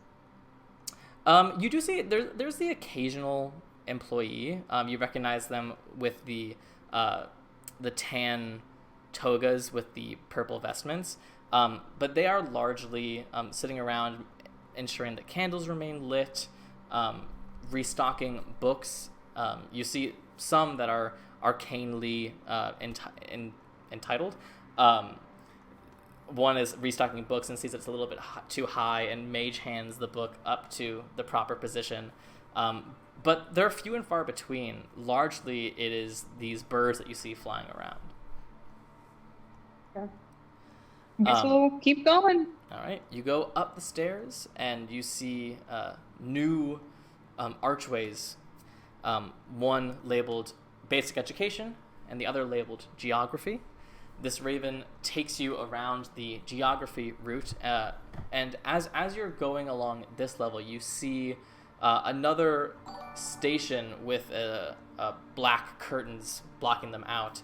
And you saw one down in the instruction area as well. You see one here in the geography area, and you see that there are other ravens coming out of this section here as you go past, and there are fewer people here in the geography section than there were downstairs in the instruction section. You get the sense that while peasantry might need to know some really basic instructions on how things work, rarely do people have that much of an interest in geography unless they're a bit more sophisticated. You do see in the geography section, as you're going past, there are some bookcases that are locked. Some that are high above your reach, some that are within arm's reach but are locked nonetheless. Eventually the raven gets to the base of another set of stairs, perches, and caws. You wait a few more moments before you see an owl emerge from this top of the staircase, and you see a very similar handoff happen, where the raven presents this piece of paper to the owl seemingly reads it, picks it up, and continues up this staircase. As you go, you finally reach the third floor, which you see a large title that just says Histories. On the left, you see Xanderian history. On the right, you see Grecian history. As you go through Grecian history, again seeing more of these black curtained areas, you get past Grecian history to another archway that is now labeled as Gaian history. As you fly into the Gaian history area, the owl perches, looks at you all, looks at one of the bookcases, flies up, pulls with its talons one book, and rests it on a table in front of you. You see that this is a leather-bound book. It says a brief history of Gaian. There's so many dirt bikes out on the road right now. A brief history of Gaia, copied and bound by the Heka Institute in Xander. Okay. Can I ask the hawk? Is that what it is? No. An owl now? Owl, frick. Can I ask the owl, can we have, do you have any other books that are detailed in, or that, I mean, can we have a second one? We're allowed two, right? He seems to be asking for more instruction. Maybe like the Divine Warren beforehand? Yeah. He goes up and grabs another book and places it in front of you, Adagio. And it says, the factual histories as we know of the Divine War and immediate fallout, copied and bound by the Heka Institute in Xander. Heard. And Okay. the owl sort of perches near you. Am I supposed to feed him? You can. I don't have any to feed this thing. Catches the mouse real quick. I'll open up the book that I have and see, does it have like a table of contents? It does, yeah. And you see from Adagio opening his and you opening yours that these are all in the same, like, for lack of a better word, like typeface. Well, these are very clearly hand copied. It seems like there is a style of copying that the Heka Institute employs, and so all of these books are essentially symmetrical in that regard. But there is a table of contents in your sort of general history. It starts with introduction, Age Before Time, Age of Titans, Divine War, Age of Gods, Trojan War, Age of Men. I'll go to the Age of Titans section that it has. Okay. You flip to the Age of Titans section, and you see, just from looking at the length of this book, the Age of Titans section is pretty early in this book and seems to take up only a small portion of the book. And the Age of Titans section starts with a disclaimer that basically says very little of what is in this book can be completely verified.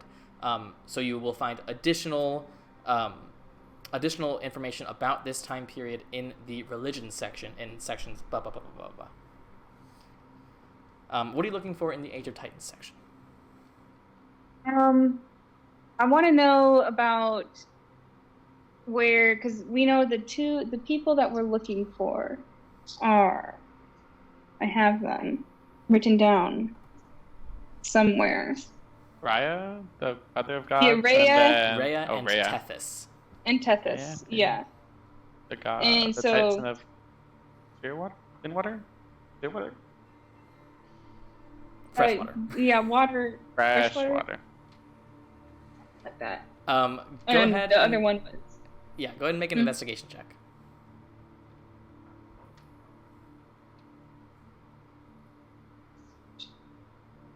Is a 21. 21. You find very quickly that this is not the book you want it to be. This seems to focus more on royal lines, kingdoms, cities being formed and falling, wars, that sort of thing. It seems to deal largely with the realm of men as opposed to the gods or the titans. Okay. Well, what does your book say, Adagio? What does my book say? Make an investigation check. Oh no. Let's see, is that a +0? Haha, +0. That's a nat 20. Nat 20. Not one. Go away. Crazy Don't cat. be mean to your animal. he's like going through like those like zoomies, and she's sleeping, and they will fight each other if he gets too close. And I'm like, I'm not dealing with that right now. So because the book that you're reading is more focused on specifically the Divine War, it does talk a bit more about the gods and the titans, but even still, those seem to be like the table dressing as opposed to the meat of the story.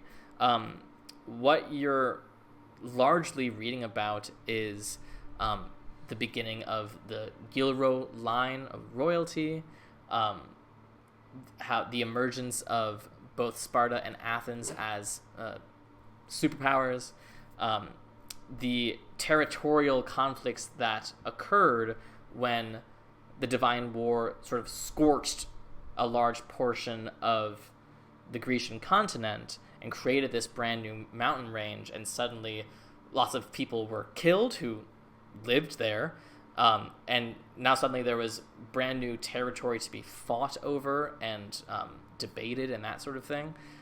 So it talks a lot more about land wars than you were necessarily hoping for. With a nat 20, you also can intuit from the text of this that you're not sure if it was maybe whatever source they copied this from or if it was directed to be this way, but it does feel like this book has a Xanderian bias to it. Because you have an outside Xanderian perspective, it is more apparent to you than you think perhaps it would be to a Xanderian peasant reading this. But certainly in this book, non-Xanderian kings and rulers and people are depicted as sort of dumb or Neanderthalic or barbarians. I love that. I'll turn to the owl and be like, can we go to a different section? Whew. What if we just ask about like those two specific titans then? Sure. Do you have anything about Tethys and Rhea? He sort of looks around and then pokes at the piece of paper that says to go to the history section. Whew. Very. Oh God. Okay. I guess this was a waste of time. We are in the wrong section, and apparently we can't go between sections. Oh. It's interesting. All right. Well, we're done here. Are we gonna go back to the desk and get a new section, or? The owl, as soon as you're done here, the owl immediately takes off back the way you guys came. Nice. I'll save the trouble of the narrative, but a similar handoff happens 2 more times as the owl transitions you back to the raven, transitions you back to the hawk, brings you back to this front foyer. The guards, as you approach, go, exit or more? Sure. Back of the line. It was like a video game, like, cute thing. Golly. Luckily, they don't make you go outside or anything, but you do have to go to the back of the indoor line. So you have to wait another 10-15 minutes or so before you eventually then get your turn once more. It goes, hello, I am Tybalt Merakura. Welcome to the Great Xanderian Library. How may I help you today? Hi, we're looking for the religion section of the Titans, if you have any. Oh, you are already in, are you not? Or what? I already have you written down. You are getting more books. Yeah. Yes. Okay, and you are looking into the Titans. Yes. Okay, the religion part of the library is on level 6. It does require extra access. Do you have permission to view these books? Pull out the letter. He takes it. Let's see if that 22 can be beat. Oh, Christ. He examines it. Looks at you. How did you get your hands on these? Can I insight check? Sure. It's a dirty 20. Dirty 20. You get the sense that he believes this to be genuine, and now his suspicion is just based on the fact that these 2 peasants have a sealed letter from the Grand Count of History. Okay. So I'm gonna look at him and the little fake mole that was put on my face. I'm gonna just kind of slightly peel it off and be like, look, we're trying to stay under the radar here for him. Make a deception And stay check. back. I don't want to use this die. Which one do I want to use? I'm gonna use this one. Oh, it's cost. Oh God. Okay. Okay, like, oh God, like I should use my other roll of divination, or like, oh God. Well, it's too late. She rolled. Yeah, I rolled. So Oh. this isn't gonna go well. Like, can't he use it so long as he doesn't know what the DC is? No, but we Is this a checked success it. We one? checked it right at the beginning, didn't we? Yeah, but you said it's because that one wasn't a success or a failure. He had to do it before. This is that's why we were checking. But then he checked, and I think the answer was it has to be instead of a roll. I thought it was you could replace this one before you found out if it was a success or failure. You said he couldn't do it before because it wasn't a straight success or a straight failure. That's what I thought it was, and then we checked, and that was not what it was. I'm so confused. I got advantage. Okay, go ahead, take your advantage. I'm weak.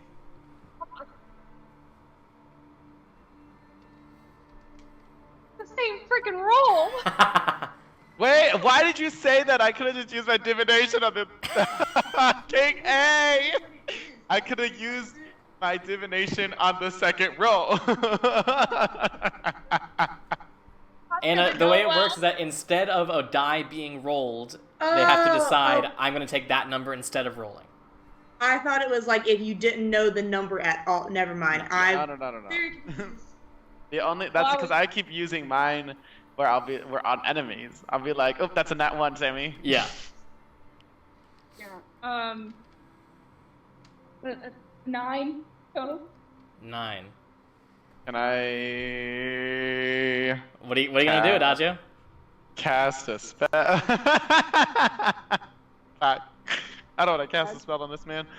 And bless would only give you another 4. Jesus, why am I? Why you for the first time, this elven man seems to be no longer bored and suddenly very interested in you two. Sort of leans forward. Interesting. And he doesn't even take his eyes off of you as he breaks the seal and slowly unfurls the paper. And then quickly reads it.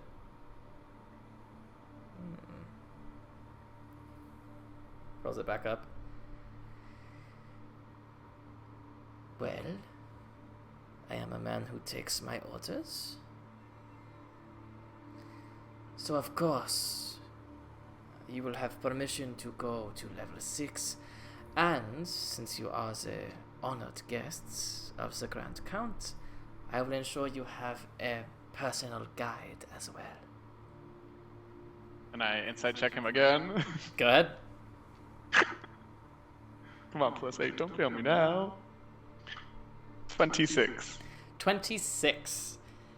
He is very suspicious of you, but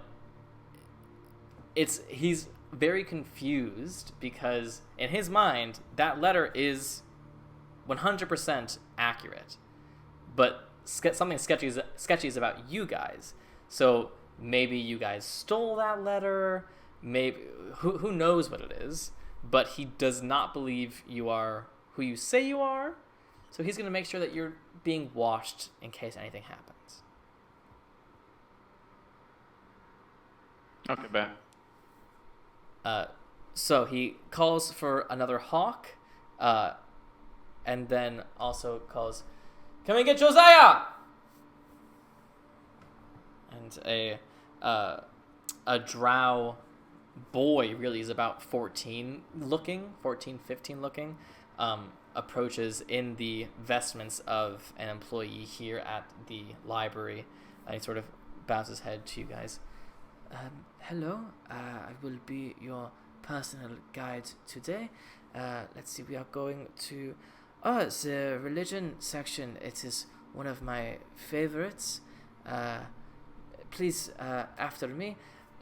Thank you, Sophia. I do not believe we will need you. The hawk and flies back into the black curtain. If you will follow me, please. As he begins to lead you up the stairs. So have you been to the library before?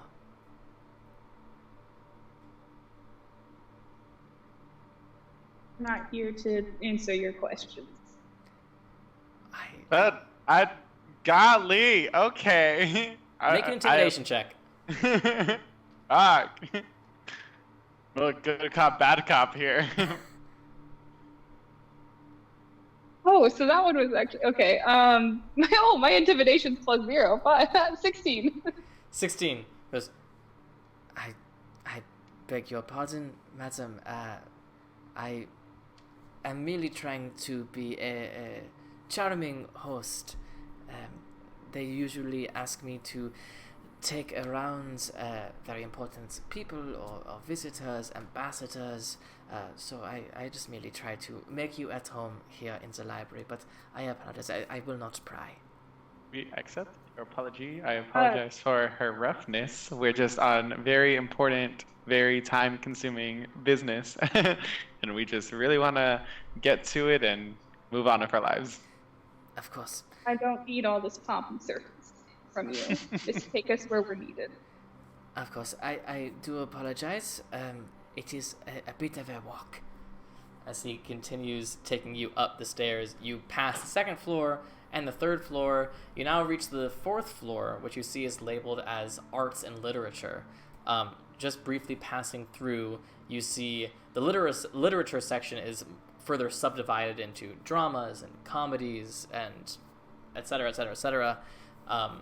The arts section has paintings and sculptures. It's almost more of a gallery. It has ceramics and beautifully decorated urns and that sort of thing. It takes you up another level, and you see signs labeling it as languages and translated texts. The languages, as you're briefly coming through, you see there's like one scholar at a table with a book open going, fuck, what is it? God damn this goblin language.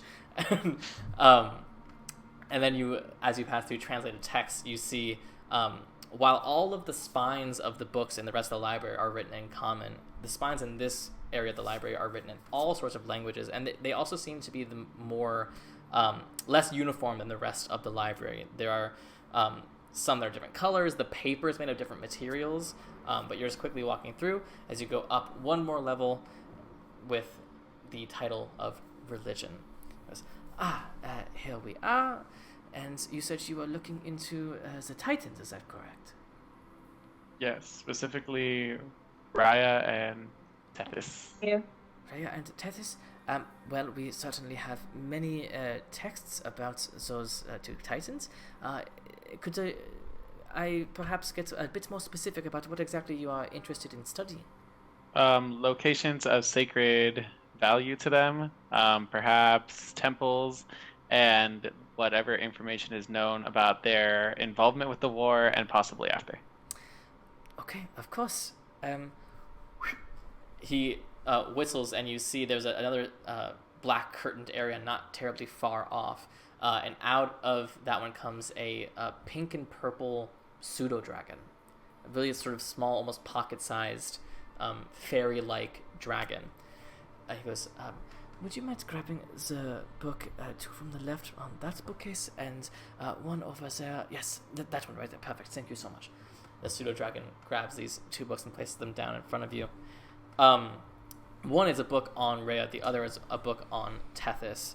And Josiah goes, this will hopefully have the answers about the sacred sites that you are worrying about. For the more information, we will perhaps need additional books, but do let me know if you find the answers that you seek in these texts. I will be right over here. All right, let's go. All right. Yeah. Go ahead and make investigation checks. Well, actually, this dude's gonna be right there, right? Can I ask him if he's like familiar with these like texts?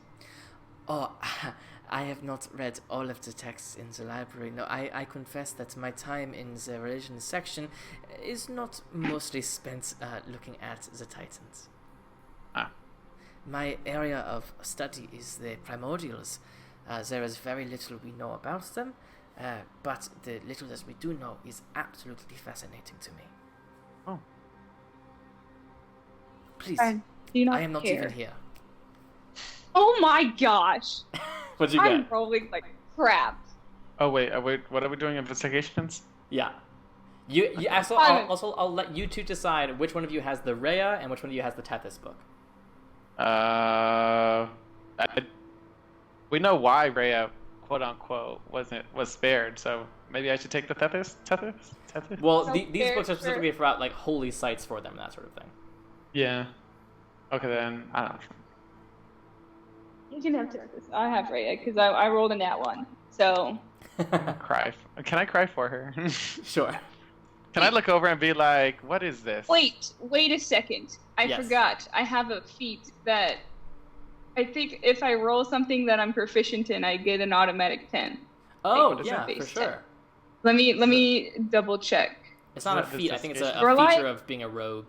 Feature. Yeah. Reliable talent. Yeah. If I make an ability check that adds your proficiency bonus, you can treat a d20 of 9 or lower as a 10. So it's a 10. But plus 9. So. Jesus. 19. Okay. This is investigation? Yeah. 15. 15. All right. Illmaye, you had Rhea? Yeah. Okay. So there is new information in this book that you didn't know before. You learn that as Rhea was Kronos' queen, divine thrones weren't really as much of a thing for the Titans, though they did have areas of Gaia that they sort of claimed. But divine throne as a term was coined by the gods.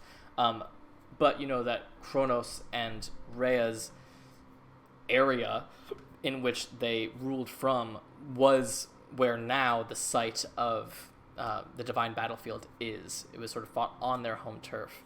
And so, unfortunately, most of the holy sites of Rhea were destroyed in the midst of the war.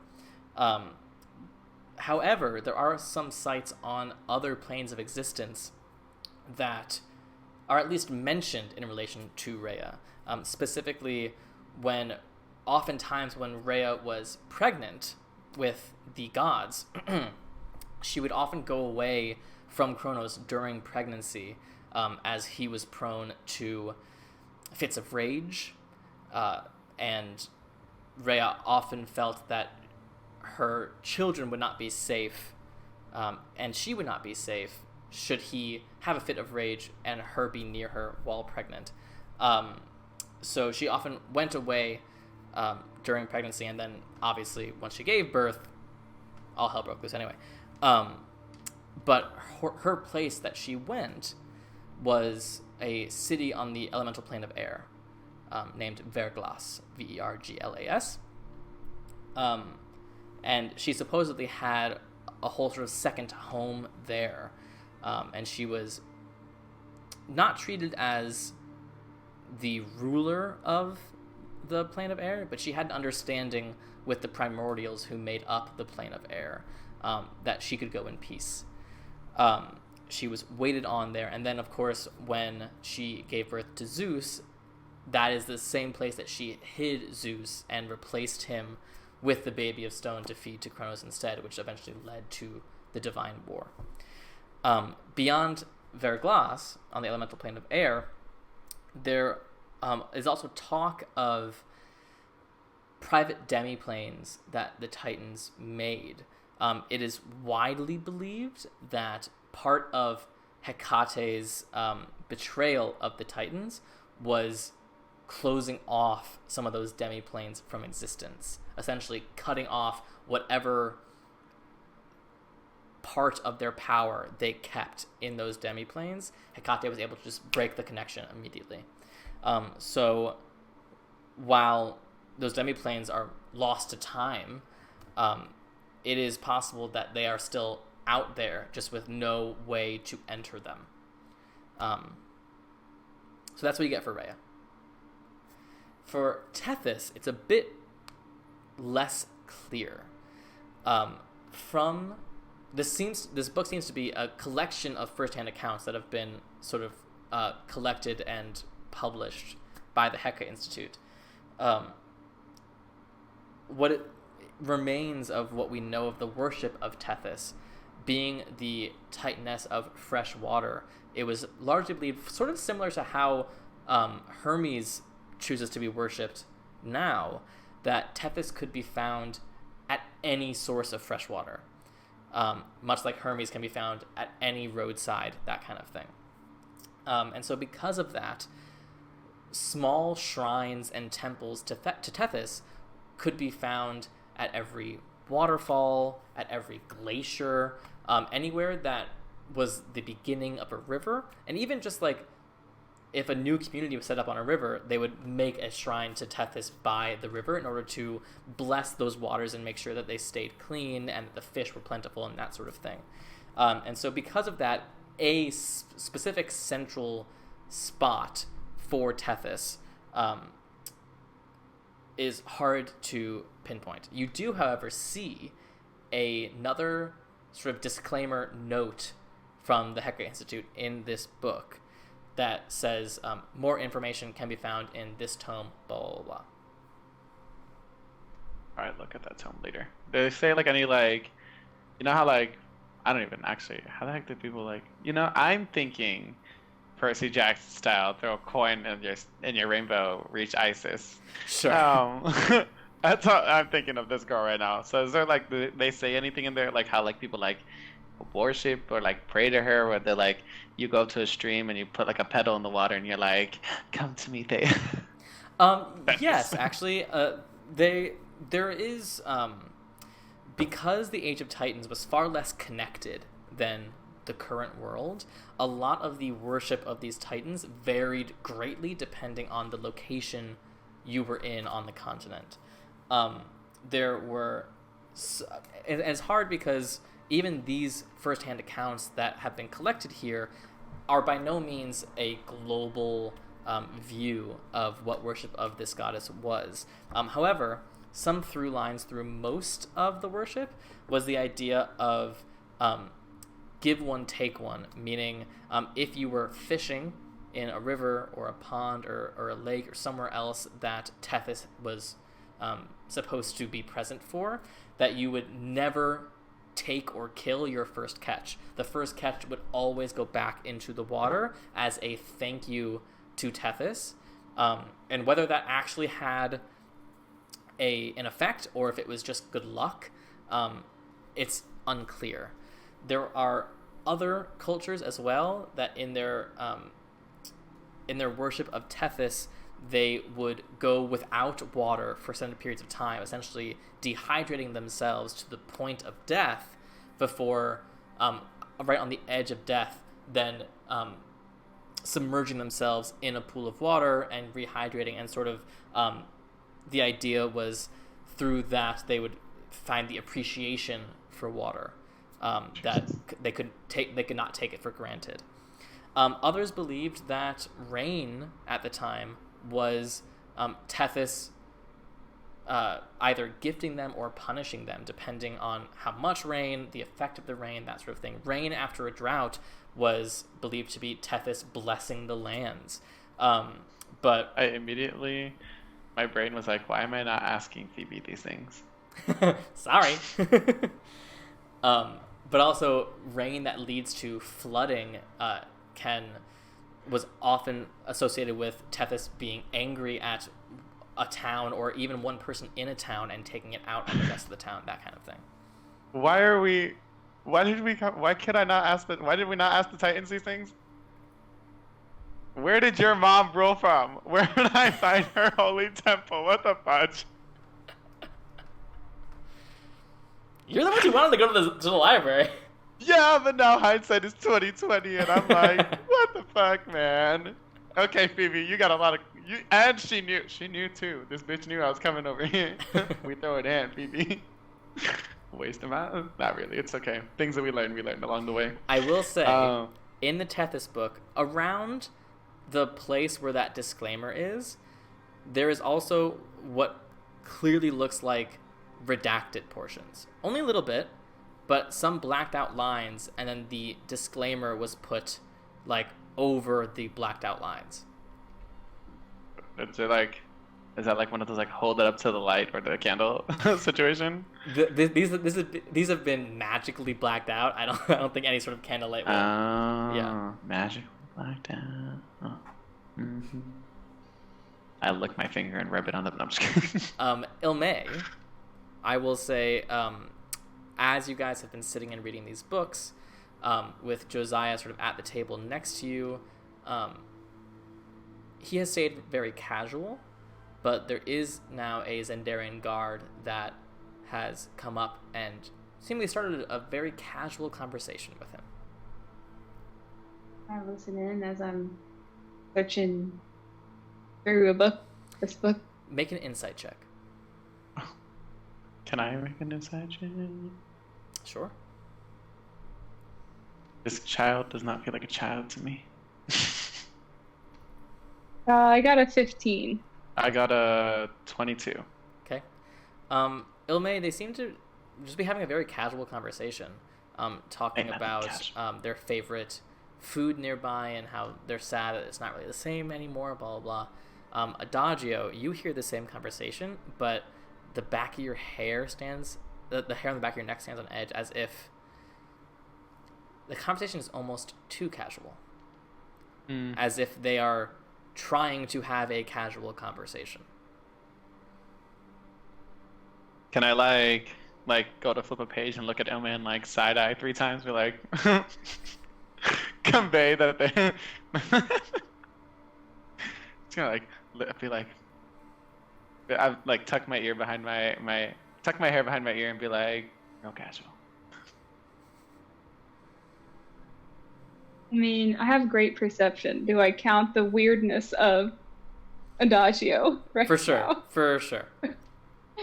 Okay, so after I'm done with this, I'll close the book and be like, whatever your name was, thank you Josiah. for...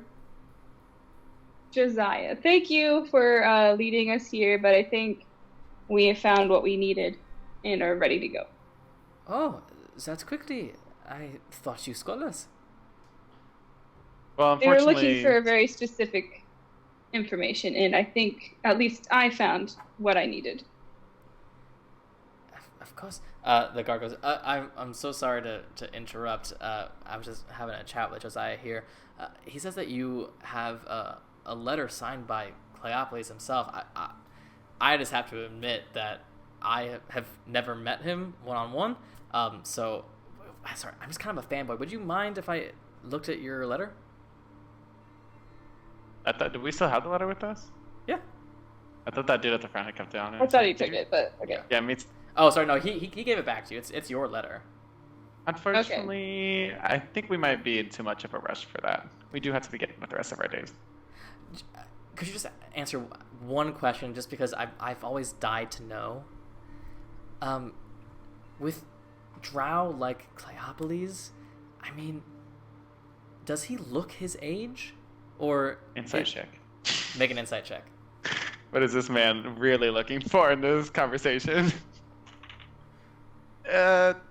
23. 23. This is 100% a test.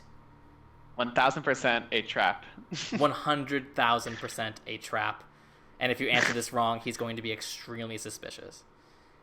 Does he look his age? Wait. Or like I've just never known with Drow because they live so long. Like, I mean, Josiah here is actually like, what are you, 16? And he looks 16, but like Drow like Cleopolis, he could be like 800. I'm so confused. Is it? I thought it's Cleopolis a Drow. Is he not a? He's not a Drow. What is he? I'm totally. I'm gonna ask. Can I send? No, you guys have not seen Cleopolis. Cleopolis at all. Why? I'm just gonna be like, how not know that he's not a Drow? Why would you think that? Make a persuasion check. Wait, what's your persuasion? Illmaye, I swear to God. Okay, let me look at my persuasion.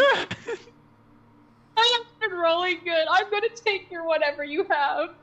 What is it? 16. I'm not gonna roll. Let me have your 16. Okay, you can have the 16. All right. It's a 21. 21. He goes, of course. Silly me. So what is he? Oh my God. Why does this matter? Because We don't have time to. I have been informed of 2 people in disguise carrying a handwritten letter by Cleopolis, and I might just be a simple guard, but the Grand Count of history is not usually inclined to write letters on behalf of peasants. Now, it could be that you stole this letter from who it was actually sent for, or I could be about to get fired and tortured for getting this wrong. But I am pretty confident that you are not who you say you are. Now, if you have met Cleopolis, then tell me what kind of creature he is. Can I vision quest? You don't have Phoebe anymore. I'm still a divine. You're gonna take the time right now to Doctor Strange right in front of him? Just like rolls my eyes back to see the future. And who was that? Whichever one who brought us here. Did I mention anything? No. Who helmed us over here? The one at the D. Oh, Dardania. There we go, Dardania. Dardania didn't say anything to us. Like, It rack didn't my come brain up. and be like, Also, Dardania. Dardania has never met Cleopolis. why have you never met Cleopolis? All you know about Cleopolis is his letter and his sigil, and You that's see, literally I told you we should have gone and met this person. Why am I thinking that? Oh my god, I can still cast spells. What the fuck is wrong with me? I thought when you guys had a vision where you... In my vision, I only saw the seal that led us to Cleopolis. And we never met Cleopolis because we were like, well, we could just forge it. Well, I could try commanding him to, like, leave us alone. You could send a message to... Kenran. I cast I'm not here. fireball. Yeah, that won't work. I could try commanding him. Well, I mean, you know, grovel. Isn't he just a human? I'm just gonna. I'd say a random one. Okay, you say that? I mean, what else am I freaking say? I have nothing here. Okay, then I will. God damn it. I kind of wanted to cast command on him and just like go on. Trick Discord, assholes. Are they trying to give you clues? We're not even sure. We're just trying to do what we can. Well, he's not. But there was so many of everything here.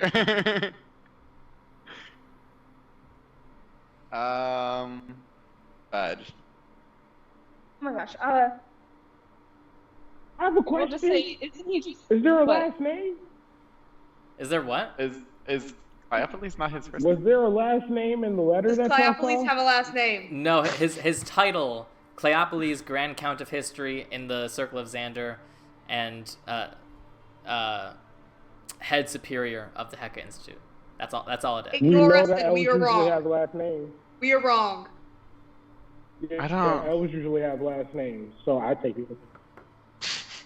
Or half elf. No, I said. Alright, so Illmaye says human. I'm looking at Adagio and like he's not doing anything. You guys- What do you want me You to guys do in need this to situation? get out of this situation and Gatestone the fuck back. You are gonna... Run! Run! I can The cast guard- what? The guard looks at you both and goes, alright, maybe I'm wrong. Can I insight that? Can I Inside it. Insight the F Get out the of that? fuck out. If he believes you, get the fuck out. Another freaking one. 27. 27. Get out. He Fucking- does not okay. believe you. That was the wrong answer. I'm What gonna is cast. he? I'm casting command, grovel, and I'm grabbing Illmaye and running. Okay, this is going to be an initiative roll to see if he gets his spell off before you get your spell off. Oh fuck. Sammy, me. what is he then? He is an owlin. It's an owl. Oh god. An owl I person. hate everything. There's a reason his I feel sigil is like an we should have owl. known this. It's a goddamn library, alright? We should have just... What happened in Avatar, alright? With the library? It's a goddamn owl. Oh, My initiative is only a +1. We just always rolled need really to low. assume Oh it's my God. owl if it's Sammy. Was it the 19 seal over and here. owl? Yes. I made a joke about this But last that session. could be anything. That could be like, I follow Athena, owl. I'm smart, I made a joke owl. about the owl thing from Avatar literally the last game. What the If fuck? it's Sammy, we just need to all assume that makes it's sense. somehow based in Avatar. I'm weak. All right, what's your that's initiative roll, really Adagio? funny. 19 altogether. Okay, so you do get your spell off first. What are you doing? Thank God. I cast command and I say the word grovel so that he has Okay, to knock himself that's prone. a wisdom save? Yes. That is a 6. Yes. Okay. Grovel, bitch. I'm grabbing Illmaye and I'm running. So, You just gotta get your stuff. 6 mother effing floors. I don't care about a You get your rapier and a stuff. whip at this point. Well, it's Okay. more than that, isn't it? huh? Was it just your normal, like, really basic weapons, not anything super important you put in It there? was Yeah, just but they're a rapier and a whip, which is what and Yeah. Illmaye had 2 daggers. Where did you get them? Like, where did they come from? The rapier was Illmaye's, and then the whip you bought for me, that +1 whip. Bro, Illmaye, I will give you daggers. Just get the fuck out. My question I'm is, dipping, I'm if dipping. someone tried to use them as a focus, could they teleport back to where they're from? I don't know how that works. You don't know. Okay. I just gave Sammy an idea. Fuck. I should have cast hold person, but I freaked out. They It's should funny be able you to use say it as that. a focus on a person. No, don't find. So, They go back to where they belong. you tell the guard to grovel. He immediately gets to his knees and begins to grovel. As you grab Illmaye and begin to run, you see Josiah going, "Wait, wait!" And I need both of you Oh. to make a wisdom saving throw, please. Can I give advantage on Twitch, or is that already used? You might be able to do it. Yeah, it was Again. used, but I don't know if the timer is done. Okay, let me double check. If anyone needs it, it would be Illmaye. Adagio's got a good wisdom save. This is Out the one of time I stock. roll bad. Timer But is it not saved? done. Where's my save? Cannot do it, so That's sorry. still a +8. Okay, that's fine. I used it and it didn't help anything Yeah, earlier. gotta I'm make some sorry. again. 24. No, 26. JK, 26. 26, Illmaye was a 14, you said? Yeah. Okay. Adagio, as this spell is cast, you're just like, fuck no, you keep running, but Illmaye is suddenly frozen to the spot. You gotta knock this As you out. see You Josiah, gotta knock out arm a outstretched, child. going, I cannot let you leave. And that's gotta where we'll pick up deck- after the break. I didn't take anything. What does it matter, sir? We will Adagio, come. you gotta Knock punch a Illmaye child. out and go into a rage. Start carrying her. We will You come. know how many hit points that takes? We'll come right back to this moment. When we come back, don't go anywhere. Hello and welcome back. So, let us get right back into this. So, when we left off, Adagio, you had attempted to run, and, the mage here, Josiah, has held Illmaye in place. So, the guard has already begun groveling. Adagio, you cast a spell. Josiah casts a spell. That brings us to Illmaye. You are currently held. At the end of your turn, you can try to repeat the saving throw. But anything else you'd like to do as you're held? Can't freaking do anything. Nothing. Am I Yeah. trying to exit? Are we trying to exit this way, closer to where me and Illmaye are? I mean, the entire... You're essentially in a ring, so you could go either way, and you'll eventually get to the staircase. Where is the stair? What the heck are we aiming for? You can go either left or right. But like north, south? What, west or east? What do you mean? Is there? Where is the staircase? Where am I going? What am I aiming for? The staircase that you went down is about 200 feet to the left, and the staircase that you assume to go up is about 200 feet to the right. Okay, so my left is where I'm going. Jesus, if this doesn't freaking zoom in properly, I will cry. Okay, well, I guess I'm rolling to see if I can break this. All right, go ahead.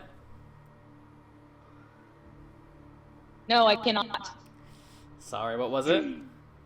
The frickin' 7. Sorry. But that brings us back to Adagio. What are you doing? Okay, so it's just gonna be zoomed. The F in, I guess. How far is this dude from me? Going AF. Let's see. He is 30 feet away. I can basically just about anything if I want to, except for inflict wounds because that is a touch one.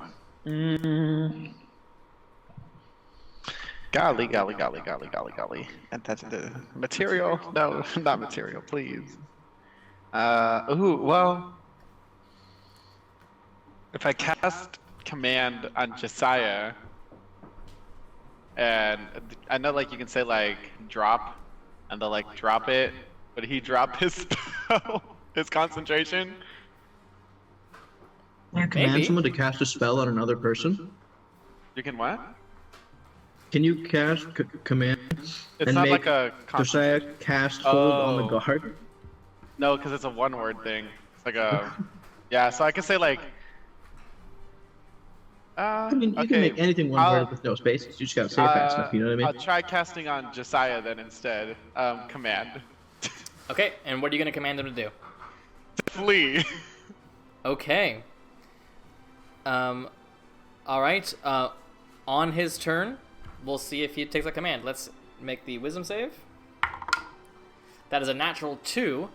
So on his turn, he will flee. Okay, Gotta love those first level spell slots. That brings us to the guard. Oh, sorry. Go ahead. Can I move with Illmaye? Like, can I just drag Illmaye 20 Yeah, you'll feet be to at my half left, speed. Half speed. Oh, I guess. I mean, 20 feet is 20 feet, right? 5, 10, 15, 20. Please tell me I'm moving my characters in the right direction. Y'all are gonna give me a fucking heart attack. You're telling me I didn't grovel.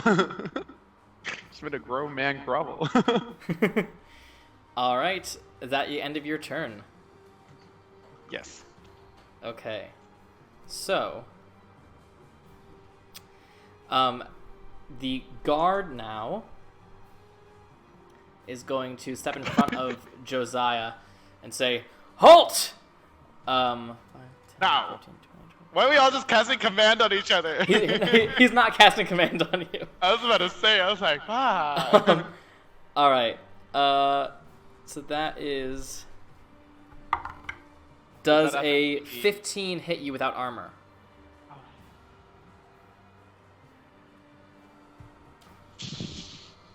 Is that a yes? Yes. Okay. I was trying to see what Did my you on take armor. leather armor too? I did. I was trying to see what my unarmored defense added to it, and if it was auto, and it is with this, and I'm very sad that this is what my armor class is. So that is only 6 points of cold damage, but your speed is reduced by 10 feet until the start of your next turn. Start of his next turn. I will literally burn this library to the ground as we speak. That then brings us to Josiah, who 5, 10, 15, 20, 25, 30 begins Does it break to the flee. spell from Illmaye, or does he have to be within like that range just? Oh well. That's actually interesting. Let me see if he needs to stay in that range. I don't think he does. I don't think so either, but I thought it would, Wouldn't Well, it's a him concentration, failing a isn't it? wisdom save have to make him? He'd have to make a concentration save though, right? Oh, that was Why? just damage. Because he has been like he is under the effect of a spell. Wouldn't he have to make a concentration check for hold person? I don't think that's a rule. He hasn't taken any damage. I don't know. And the spell Isn't he has currently not. running The spell away? he's under the effect of has not directly interfered with the spell that he's concentrating with. So he's just gonna run away, but he's gonna keep the spell up. That brings us to Illmaye. I told you try to should have break punched again. the kid. What? Bruh, leave. Freaking break this thing again. Let's Unethical, see. but effective. Oh, I think that should do it. It's a 22. There you go. So at the end of your turn, you finally regain your movement. All right, that brings us to Adagio. You're up. Minus 10 speed, I guess. Yep, Or- minus 10 speed. I guess I can try casting command again. What are you gonna do? You two run, run again, gravel. What else can I? What other spells would I be able to? Just gotta click them each and see if they have an M on it. Frigidity, fridge, fridge. Ooh, verbal and somatic. Well, do I really want to fight? Yeah, this you can guy? do that. Yeah, no, I'm trying to. Am I trying to kill this guy, or am I just trying to run? Up to you. Or am I trying to burn the library down? Combination of both, probably right now. I mean, if I give him something to distract enough, what are these weird black things next Those to are the us? bookcases. And this is one behind him too? Those Or is are that a all table? bookcases, yeah. Bookcases are tables, yeah. I gave him something else to look at. Maybe I will cast Scorching Ray. Okay. Cora's gonna murder you when she finds out you burned down books. Well, Cora is just gonna have to deal with the fact that, you know, I almost died. Okay, so Scorching that's Ray. 3 attacks? 3 attacks. I'll aim for the 2 bookshelves directly closest to the guard and the table behind him, so that Wow. he can panic and I can just fucking run in the chaos of a fire. Okay. Make your 3 attacks. Okay, I'll have 3 dice right here. Adagio, son of Apollo, slayer of dragons, The destroyer of the library. One of them's a nat 20, destroyer so I of gave that. books. Okay. We call him a 19 plus firefighter. 8 is a 27, and 11 plus 8 is a 19. Okay, so these 3 blasts fire off. The guard instinctually is ready to shield himself, and then he sees that none of them are going towards him. The nat 21, it goes right to the bookcase to the left of him. The little bead of fire impacts, and it impacts one of the locked bookcases, and the lock just fires off, and he has to duck to avoid the lock as the bookcase begins to catch fire. The other one next to him, suddenly that one's on fire. He ducks, and the table is on fire. He's looking around. You hear Josiah going, "No!" And then As I will soon run another 30 as feet. the fire hits the first bookcase, all of the arcane lights in this room turn purple. Immediately. That's your turn. Anything else? I can run still, right? Where? Yeah, Am I still unclear? Am I aiming to leave over here? Yes. Left or right, That your direction. choice. Either or. Okay, heard. So I'm just gonna run 30 feet ahead of me. 1, 2, 3, 4. What am I doing? 5, 10, 15, 20, 25, 30. Okay. Is that your turn, Adagio? That is my turn. Look, I'm almost to the staircase. Yay! Which is another about 150 feet to the left. At the end of your turn, Adagio, you hear from the about 50 feet away, the black curtained room. You hear a commotion as guards and mages begin to pour out of this room as pseudo dragons begin to fly out of the curtains. Suddenly there is a swarm about 50 feet ahead of you is a 5 guards, 10 mages, and a flock of pseudo dragons. It's now the guard's turn. When I tell there a you window this nearby? was a good idea. No windows. Damn. I thought this was a good idea.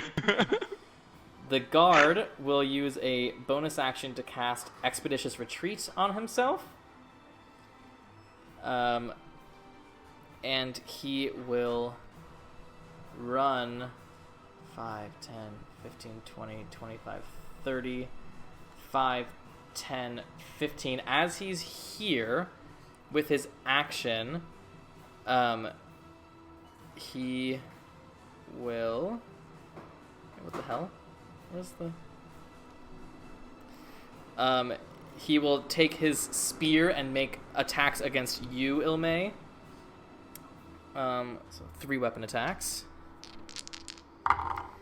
Without armor, does a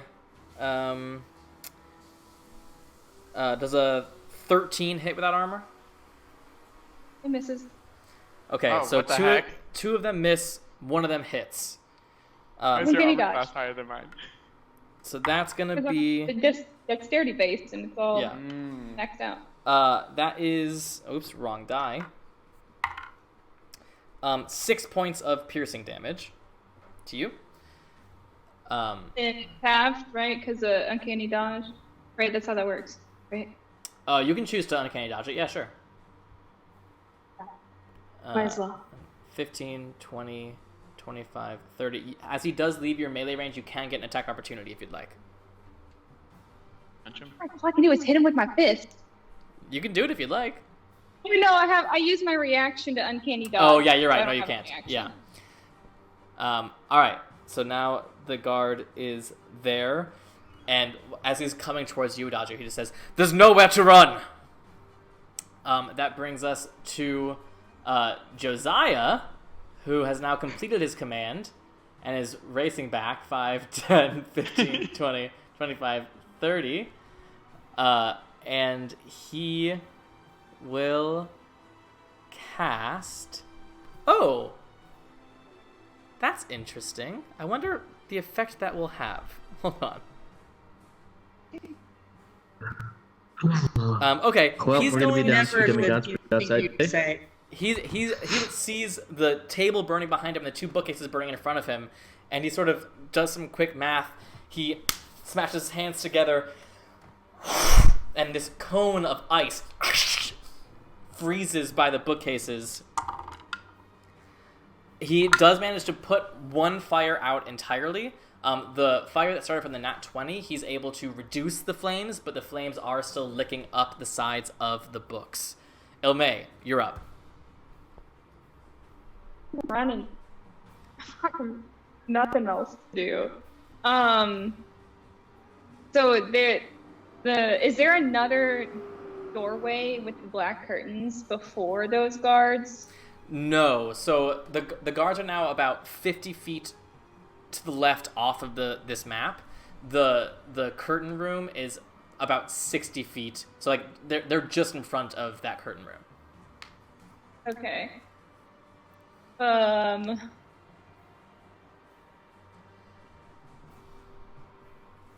I guess I'm just going to run. Fucking at Adagio, I'm like, I don't freaking know what to do here. I have nothing. I can run. I can hide, but there's nowhere to freaking hide. I can't even cast sending because that has a material component.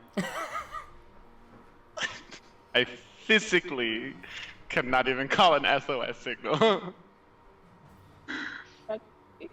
Okay, well, I say make it past those guards. If we live, we live. Yay! I'm just gonna run, do my action, bonus action, and regular running through the guards. Okay, so you are gonna get a fair chunk of opportunity attacks here. Did you not disengage? Is that a thingy that rogues do? I can, but I can only disengage like one. Isn't it your entire thing? The entire run you're disengaging? The challenge is you're not starting in their melee range. But I guess... What's your speed again? 40 right now, so I don't have my boots. Right, so 5, 10, 15, 20, 25, 30, 35, 40, and then 40. With your action and bonus... Or with your action and movement, you could get basically right up to them. So if you wanted to use your bonus action to... Basically, your action and movement would get you to them, so you'd have to either dash or disengage in order to keep moving. If you disengage, you wouldn't get opportunity attacks, but you wouldn't have any movement to move. Yeah. Great, I'm running through them. Okay, so that's 5 guards, 10 mages, and a flock of pseudo-dragons. Jesus, mother effery of life. So I let's cast spare the dying on myself. let's start with the guards. Now luckily because it's a reaction, they only get 1 strike each. They don't get their full multi-attack. That's still 5 potential strikes. So I still. My question is, I'm running through them. All of them would get them because I'm gonna literally pass by every single. No, one I guess of that's fair. We'll say it's two guards, 2 mages, and a pseudo dragon. I think that's right. Because I'm just wait a second, I can't be right next to all of these. You're right. You're going through a hole. Wait, so how many feet ahead is Omega now? 80 or is it 120? 40 would get them to here. So another 40 would be 80. So then another 40. So they would be 120 feet ahead of you. Jesus, or 80 Christ. feet ahead of you, technically. 80 feet ahead. Yeah. Okay, cool. Because I can run my full 40 now and then dash another full 40. Okay, so two spear attacks. 1 is a miss. 1 is a 15. That is my armor class. Okay, so 1's gonna hit for 8 points of piercing. Then 2 mages will strike out at you with just their daggers that they have equipped. No Warcaster? Awful. The highest one is an 11. Oh. Yeah, no Warcaster with this batch, unfortunately. And then the pseudo-dragon. Oh, interesting, actually. The pseudo-dragons... Oh, no, yeah, carry on. The pseudo-dragon will reach out... Just pulling up all these stat blocks here. It's going to reach out with its stinger. That is a 21 to hit with a stinger. Okay. And So- I have my reaction back, right? That is true, because it's your turn. Yes, I'll uncanny dodge the stinger. Okay, so it's only... That reduces it down to 2 points of piercing. And you need to make a Constitution saving throw. Nice to use. All my dice have been failing me today. Con is horrible. I don't think it's good. 14? 14. Okay. So you managed to reduce the poison effect. Okay, so that is the opportunity attacks. So you are now 80 feet in front of Adagio, 40 feet in front of those guards. And the staircase is about 70 feet in front of you. And then down the staircase and out the front door would be a million bajillion steps. A million jillion steps, yeah. All right, that brings us to Adagio. What are you doing? The same mother effing thing. I'm gonna rage and run. Okay, I threw the same guard. yeah, I will say the good news is you saw where Illmaye just went, so you can aim for the exact same spot and just go right past her. Did they get another attack of opportunity? No, they only have 1 reaction. Yay! So I'll do exactly that. Sure. Okay, And so then you I'll are take now my caught tail up with form. Illmaye. I'll take my tail form for that added bonus. But Sure. I don't know. Should I do a jumping speed or a climbing speed? Because sometimes you never know which one you'll need. If I took a jumping speed, can I just jump down the stairs? I have to walk them. Is that the same distance? I mean, it's the same distance. You might get there a little bit quicker. Anything else, I think you Adagio? broke Sammy for a second with that question. Yeah. No. Well, I mean, I used my action Just had to come to the to library, didn't we? dash and my movement to dash. So Okay. bonus action, I Sure. will. What do I have? You rage? You rage. I am in a doesn't- rage. Oh, yeah, he Haha, raged as that is bonus my action. bonus action. Bonus action was a rage. Now Yeah. I look cool while I run. All right. So that brings us to the first guard. I wonder. Wait, they're guards, right? Yeah. Fuck. What? No, but it would have to be my action if I did my action to cast silence on all of the guards so they can't do the verbal part, I would still be within the guards because it's 40 feet back, right? Yeah. Oh, fuck that. Sorry. Oh, gotta keep going. Okay. Imagine so... you guys get to the front doors and they're closed. That's what the climbing Probably will for. be. That's what the climbing speed's for. The guard that started this combat is now too far away, even with Expeditious Retreat, to do anything of value. But the rest of the guards, all 5 of them, are only 40 feet away from 40 feet away from both of you.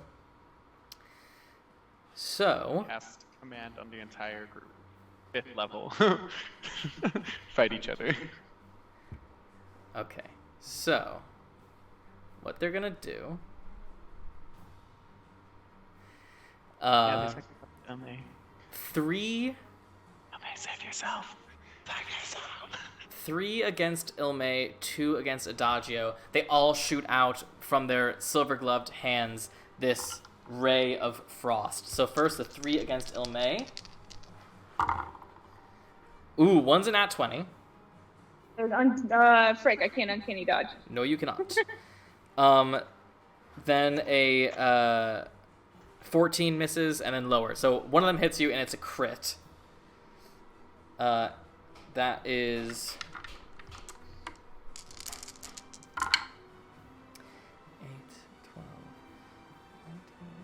19 points of cold damage, and your speed is reduced by 10. And then 2 against Adagio. Let me see. That is does a 16 hit? I'm using my reaction to add to my armor class with my tail effect. Blah blah blah. It does not hit anymore. Okay, so both of the rays of frost against you just hit bookcases and Nice. are harmless to you. But you see that Illmaye is now covered in frost, and her legs, you see, have a thick layer of ice over them. That brings us to the mages. Josiah uses another cone of cold to put out the remaining fires. He sort of like repositions himself so that he can hit both of his targets in one go to put out both the fires. They have begun to spread a bit, but he has got most of it down, but it will take a little bit more to get the fires completely out.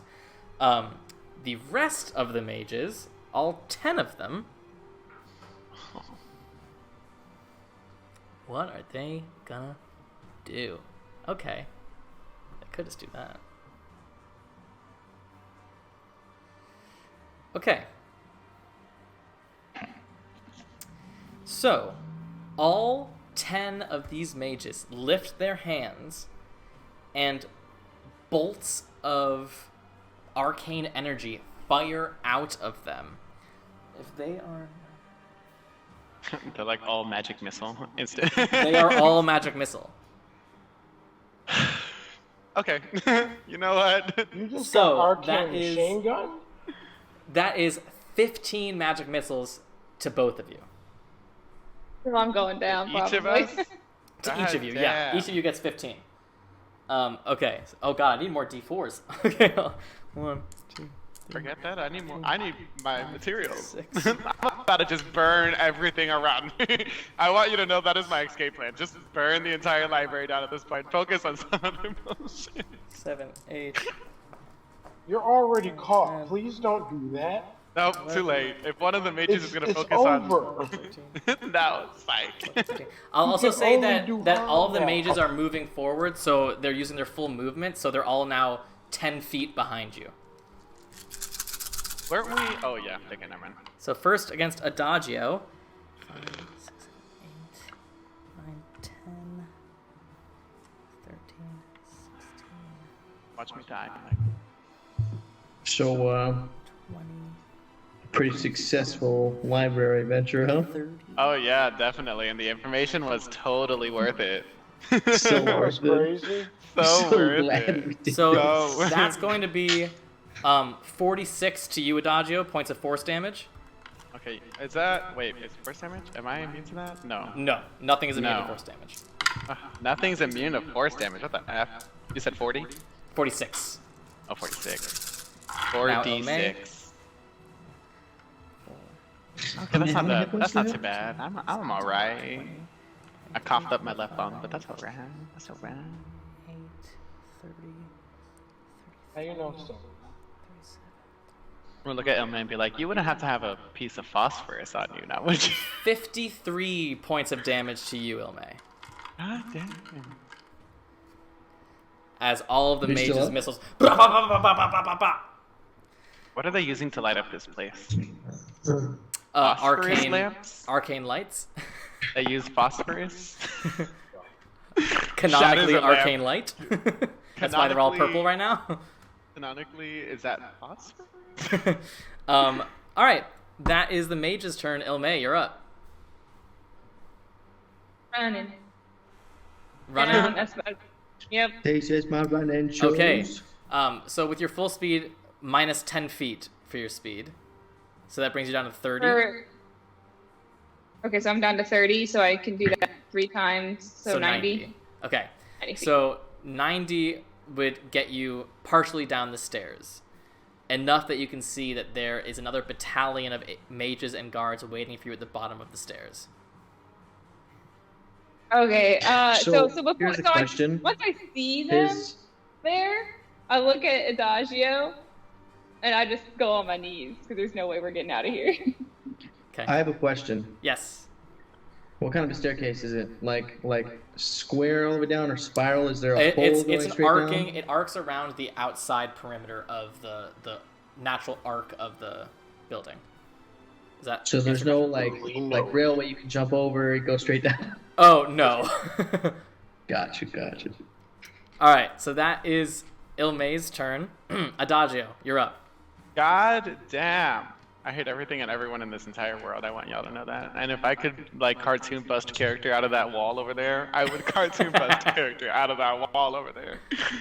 Does that wall look thick? Does it look thick? Does it look like if I was, like, mad enough, I could punch a hole through that wall? They're made of stone. So, like, it'll break my knuckles. Yeah. Fudge, man. What can I do? I'm about to like cry to my dad. It's not ethical, but maybe you should have punched the kid. You know what I mean? Like, I should have. Upon a time, punched the kid. Sammy told me he didn't want to kill off any of the characters in this campaign. I wonder what we did that made him change his mind. Hey, we're not so dead that yet. puzzle. We are not Remember dead. the really early puzzle with the gauntlet? Oh, it was just me knowing the riddle in 2 seconds that Yeah. changed his mind? Yeah. He Sammy He was told like, you me know what? this after Fuck 'em. that, so... Fuck him. Adagio, what are you doing? Okay, you know, if I go out in a blaze of glory. I want y'all to know that. Oh no. What are you doing? He's burning books. Oh, no. Leave If the I books use a out of fourth it, level, it please. just adds more rays to the. Please don't. Just hit them. Hit them. There's not enough That firepower to does take care of something. the guards. They have enough fuck. people to fuck you and the books up. You're not wrong. I can't. Just I take can't one of do their shit. component pouches and get the fuck out. Just rob one of their component pouches and just All this. I mean, dip. they're already 10 feet away from me, right? What would that? They're mages, right? They would have component pouches. Yeah. Could I just like shove my hand in there and like try casting a spell? Just like I want to like, Technically, all the I just want to like components are within consume reach, whatever. Sammy. Like I want to like technically kamikaze, they're like all just there. I just literally want to like shove my hand in the pouch, which I know what them because they're using spells, and I just want to instantly like fuck it, whatever. So the thing about material components, it's not that you need to be touching the material. It's that you need to be doing something with the material specifically for the spell. Okay, but I Just can shove grab my it, hand in, squish it all, and feel roll a phosphorus. 'Cause percentage at dice. this See if it point, works. I know what would cast a fireball. Here's the thing. I will let you make a roll.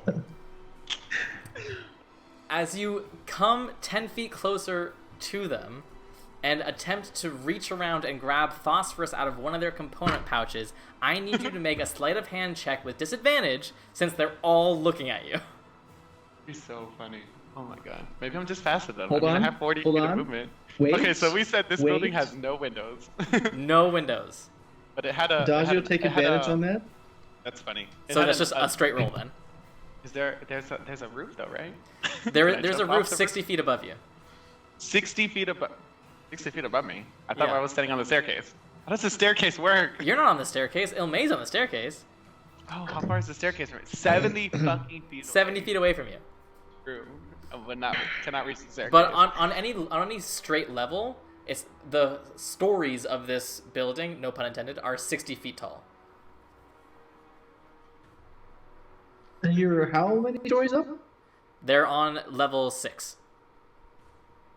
So they're 360 feet in the air. Y'all might as well just lay it down, you know. I'm on my knees, and I'm staring at Adagio. I refuse. I refuse. With like every bone in my body is currently telling me to just like destroy this library at like every motherfucking cost, and I don't care if like 20 billion soldiers will come out and put the fire out in like 5 seconds. You're like the Romans right now, about to burn the Library of Alexandria. So much knowledge. Always gonna be burned. Always gonna be burned. It's not worth it. Do it. Fine. I'll just drop to my friggin' knees. Okay. Put my stupid hands up in the air. As both of you surrender, the guards at the bottom level begin to circle you, Illmaye. The guards at this level begin to circle Adagio. And they just go, I believe we have some questions that need answers. And they all simultaneously cast sleep. And you find yourselves losing consciousness and fading to black. In my dreams, I'm reaching out to Phoebe.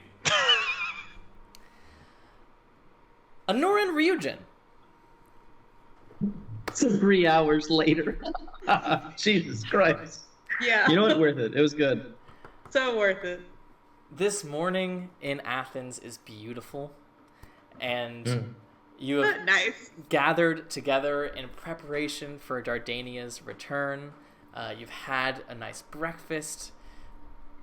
You're excited for your interplanar commute, and it's not long before you hear the sound of Dardania reappearing near you. She takes off the helm. This is not for me. Thank you for letting me borrow it, but your friends are safely in Xander. Okay. Awesome. You did great. You two are off on God knows where? Well, you're coming with. You and yes. your brother tagging yes. Are you ready to go now? Yeah. Yeah, I think everything else we need is on the other side. I'm right? I don't know. I'm pretty sure basically. we're good to go. Yeah, I think we're ready. Yeah. Isis probably steps let forward, Cora know. gives Dardania a hug. You ready? I suppose so. First time off the plane. Very exciting. Whenever you are, I suppose. All right. Anura, I'll take out the water seed carefully and place it in the palm of your hand. Don't lose it. Ready when you are. All right. I want to look to Dardania and Isis real quick and be like, fair warning, it's a weird sensation. Yes, I have now grown accustomed to those weird sensations. I just had 2 of them. I'll look to Isis. Fair warning, it's a weird sensation. Let's just get it over with. Alright, I'll cast Plane Shift then. Don't My hold your only breath. 7th level spell. Alrighty. You cast Plane Shift, putting all of your mental energy into this little seed of the water plane in your hand.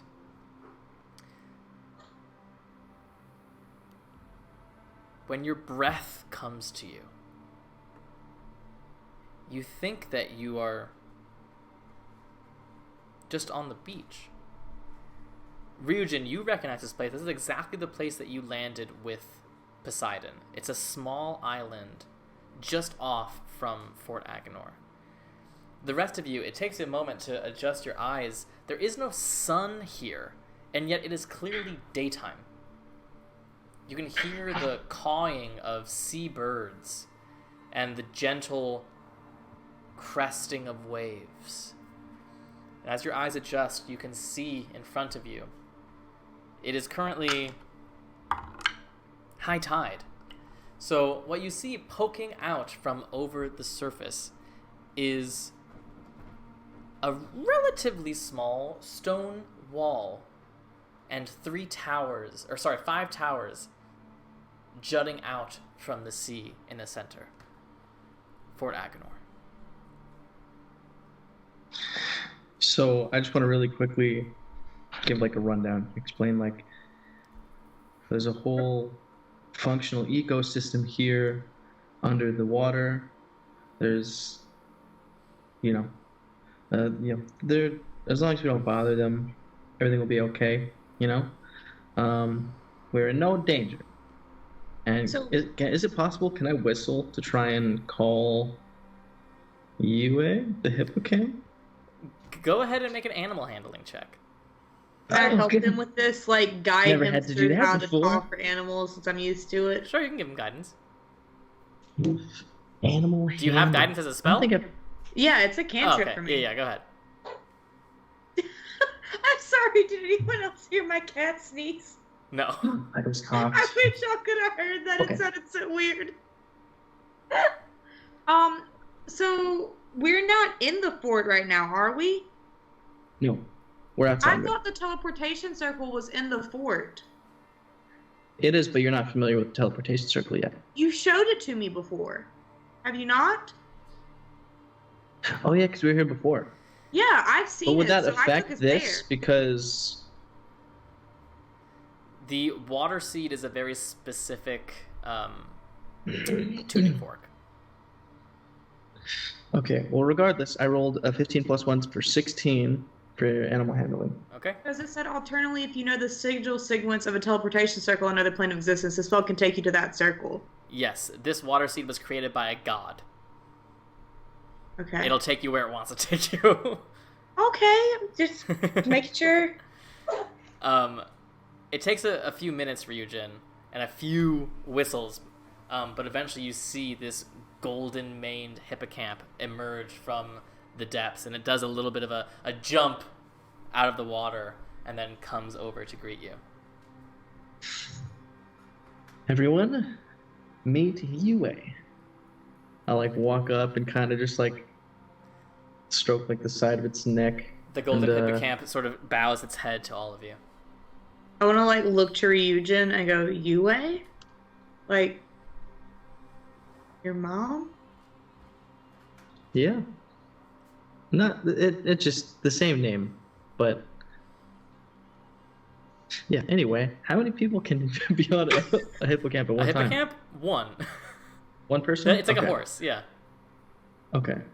Well, I can give me 1 second. What's the name of the spell that I prepared for this?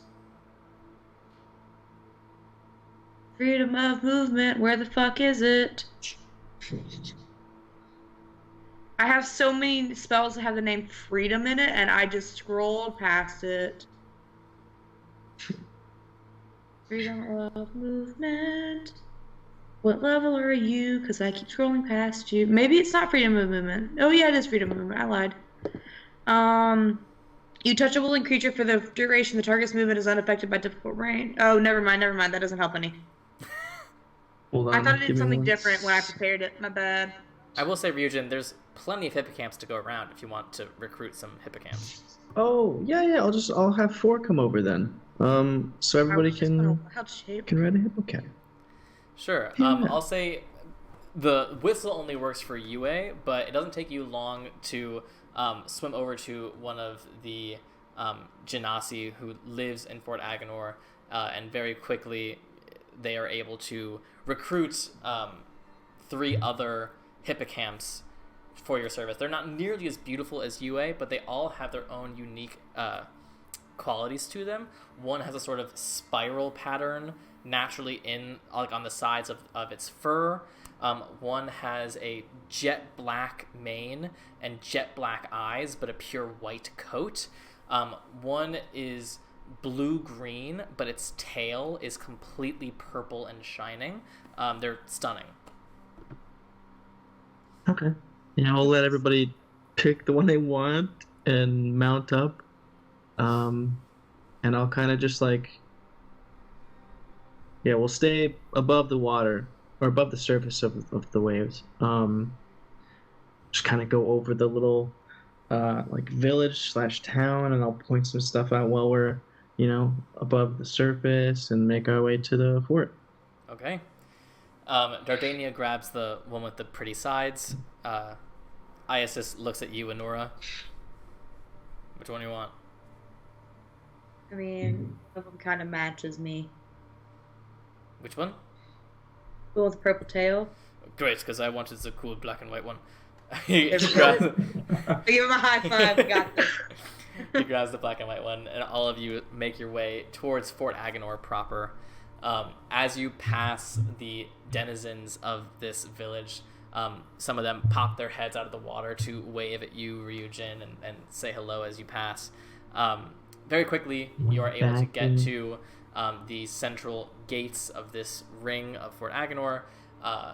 You park your hippocamps and are able to walk onto dry land in the center of Fort Agenor. Okay. All right. Dardania just looks at you, Ryujin. This place is beautiful. I have a question. Yeah. You think they move more like horses or like jet skis, like in the water? I think they move more like they look more like dolphins in the water. Dolphins? Yeah, because their tail is a fish tail, so they swim like dolphins, but their heads sort of bob like horses. Thank you for your input, though. Yeah, it's not too bad. Not too bad. It's got some nice views. Yeah, I'll show everybody around. The stables, the towers. Damn, I'm gonna need another tour myself. It's been a while. Shit. I'm working on a full like level by level map to send you. Oh, okay. Yeah. Yeah, I'll show them around. Point them to, like, I'll show everyone the library. I haven't been able to sit down and crack open any of these books yet. I imagine they're quite old. Probably a bunch of hidden knowledge here. And is there still a good section of the beach that is like available for people to sit at? Currently, high tide, no. Okay. Low tide, yes, absolutely. But a high tide, this upper ring is the only part of the city that's above ground, above water. Oh, gosh. Yeah. Okay. But as you lead them into the library, Dardania goes, so, sorry, reminds me what exactly we are researching. If you guys could try and look for anything reminiscent of the Titans, specifically, I think, Rhea and Tethys. Mm-hmm. Maybe anything about Kronos if you find it. Or any input?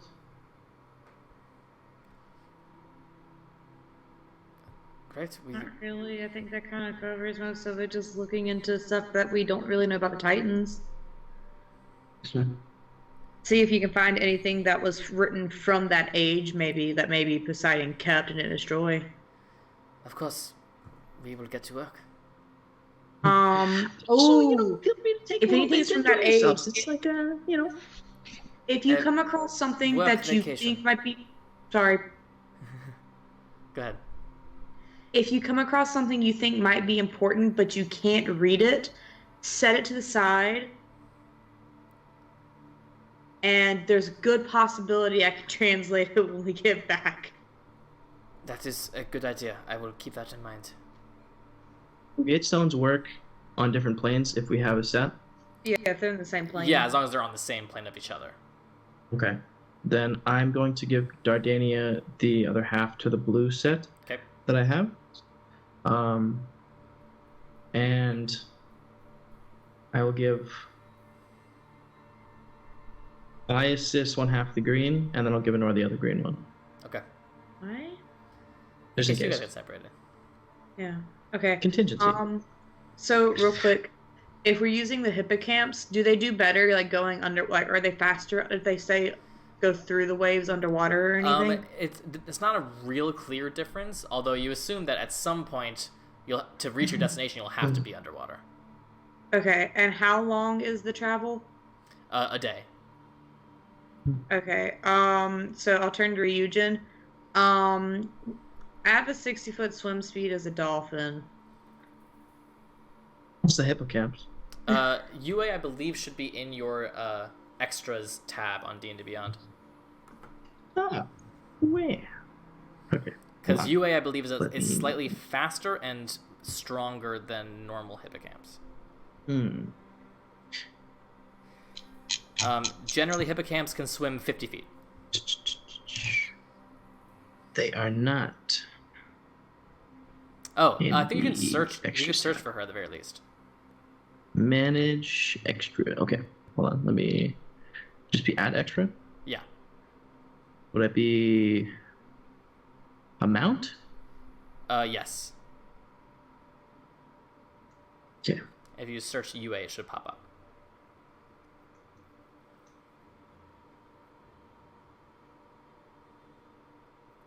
Is it not?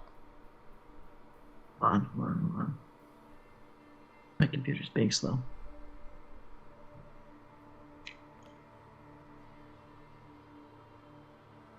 UA. There we go. Okie dokie.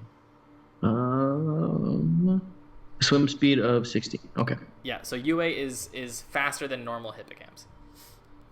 Okay. So I mean, yeah, if you want to be a dolphin, that's totally fine. But yeah, because I matched exactly with you then. Okay. Can't Ryujin communicate with me if I'm a creature underwater? Yeah. Yes. Okay. I can communicate with anything as long as it's submerged, and so am I. It's the only time I'm a linguist. Yeah. All right. So I took the feat, and we've never stopped joking about it since. So with the Zeusians set on their assignment, you two are free to hop on your steeds or become your steeds and set off if you'd like. Okay. Yeah. Let's go. I'll give it one final glance. Them cracking open the books, Anora getting ready, and I don't know. Just think about it might be a nice place to settle down someday. Anyway, yeah. If you're ready, we can say our goodbyes and we'll move on. Yeah. While Ryujin's looking around, we're all getting ready, I want to look back to him real quick. It is a nice place, man. I appreciate. I was in a shack before this. I mean, besides the room in the Sunbrow Manor, and the bunk on the Trimacrates, and the Ark, like a literal wooden shack. I lived in a cellar for a lot of my life, so. That's a fair point. That's a fair point. Moving on up in the world. Yeah. We both got planes that we can go to at the end of this. Yeah. Anura, there are 4 other towers here. One of them can be yours.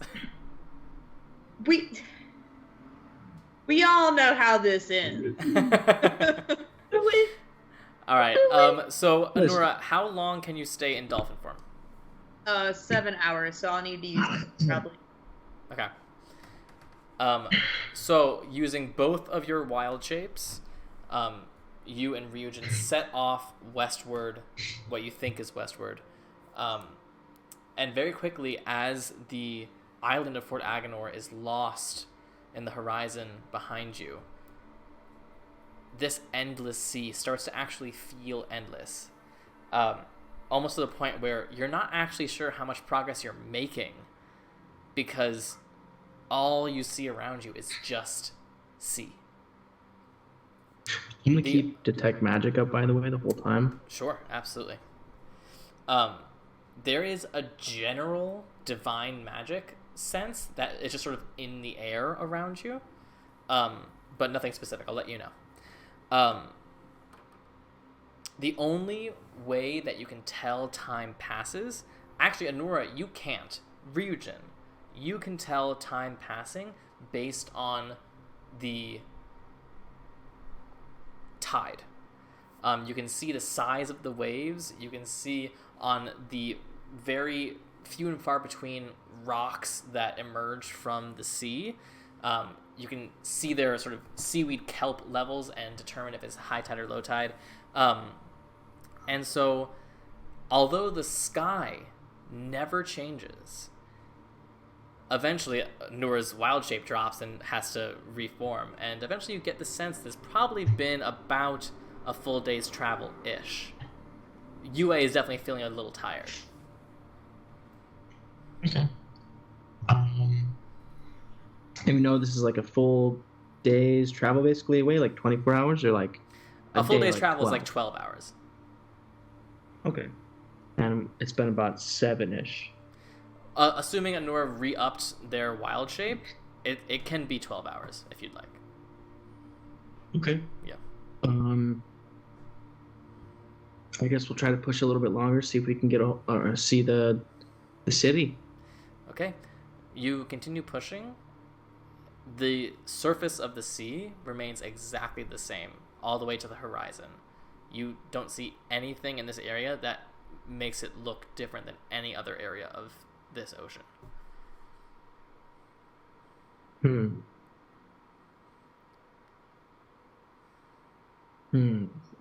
Can I like dive below the waves and start looking for like an underwater city? Oh, yeah. If we're able to be underwater, I assume we would have been underwater. Like, well, you established earlier you were going on the surface. Oh yeah, that's because I thought that.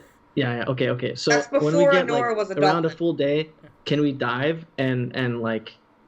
Yeah. Start I'll looking have for it that both way. of you make perception checks for me as you go under the water to try to look for this underwater city. Okay, you said I'll perception. take a picture of it if you want me to. I believe you.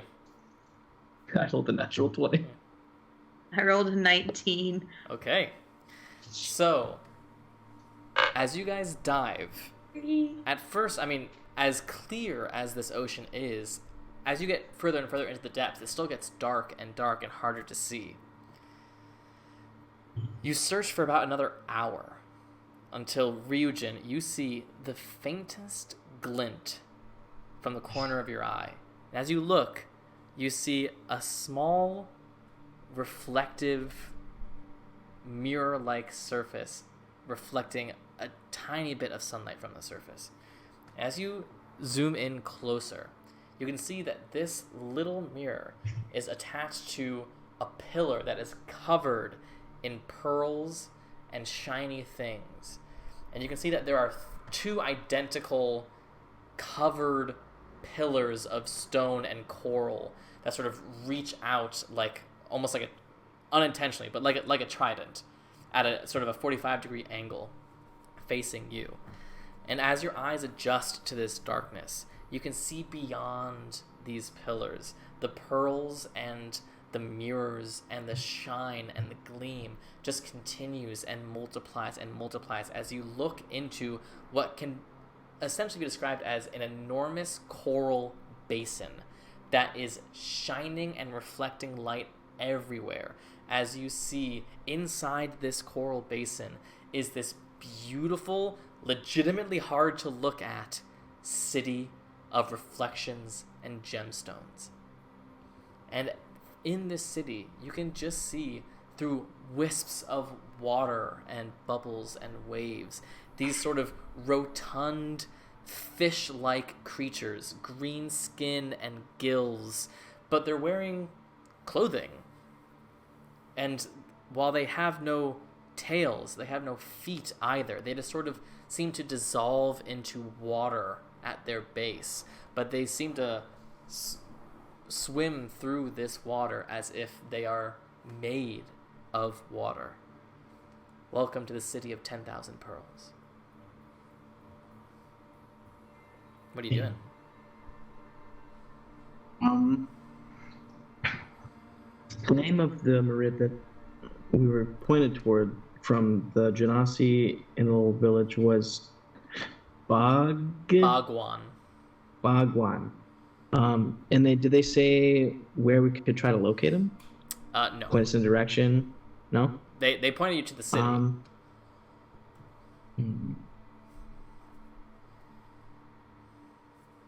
Okay.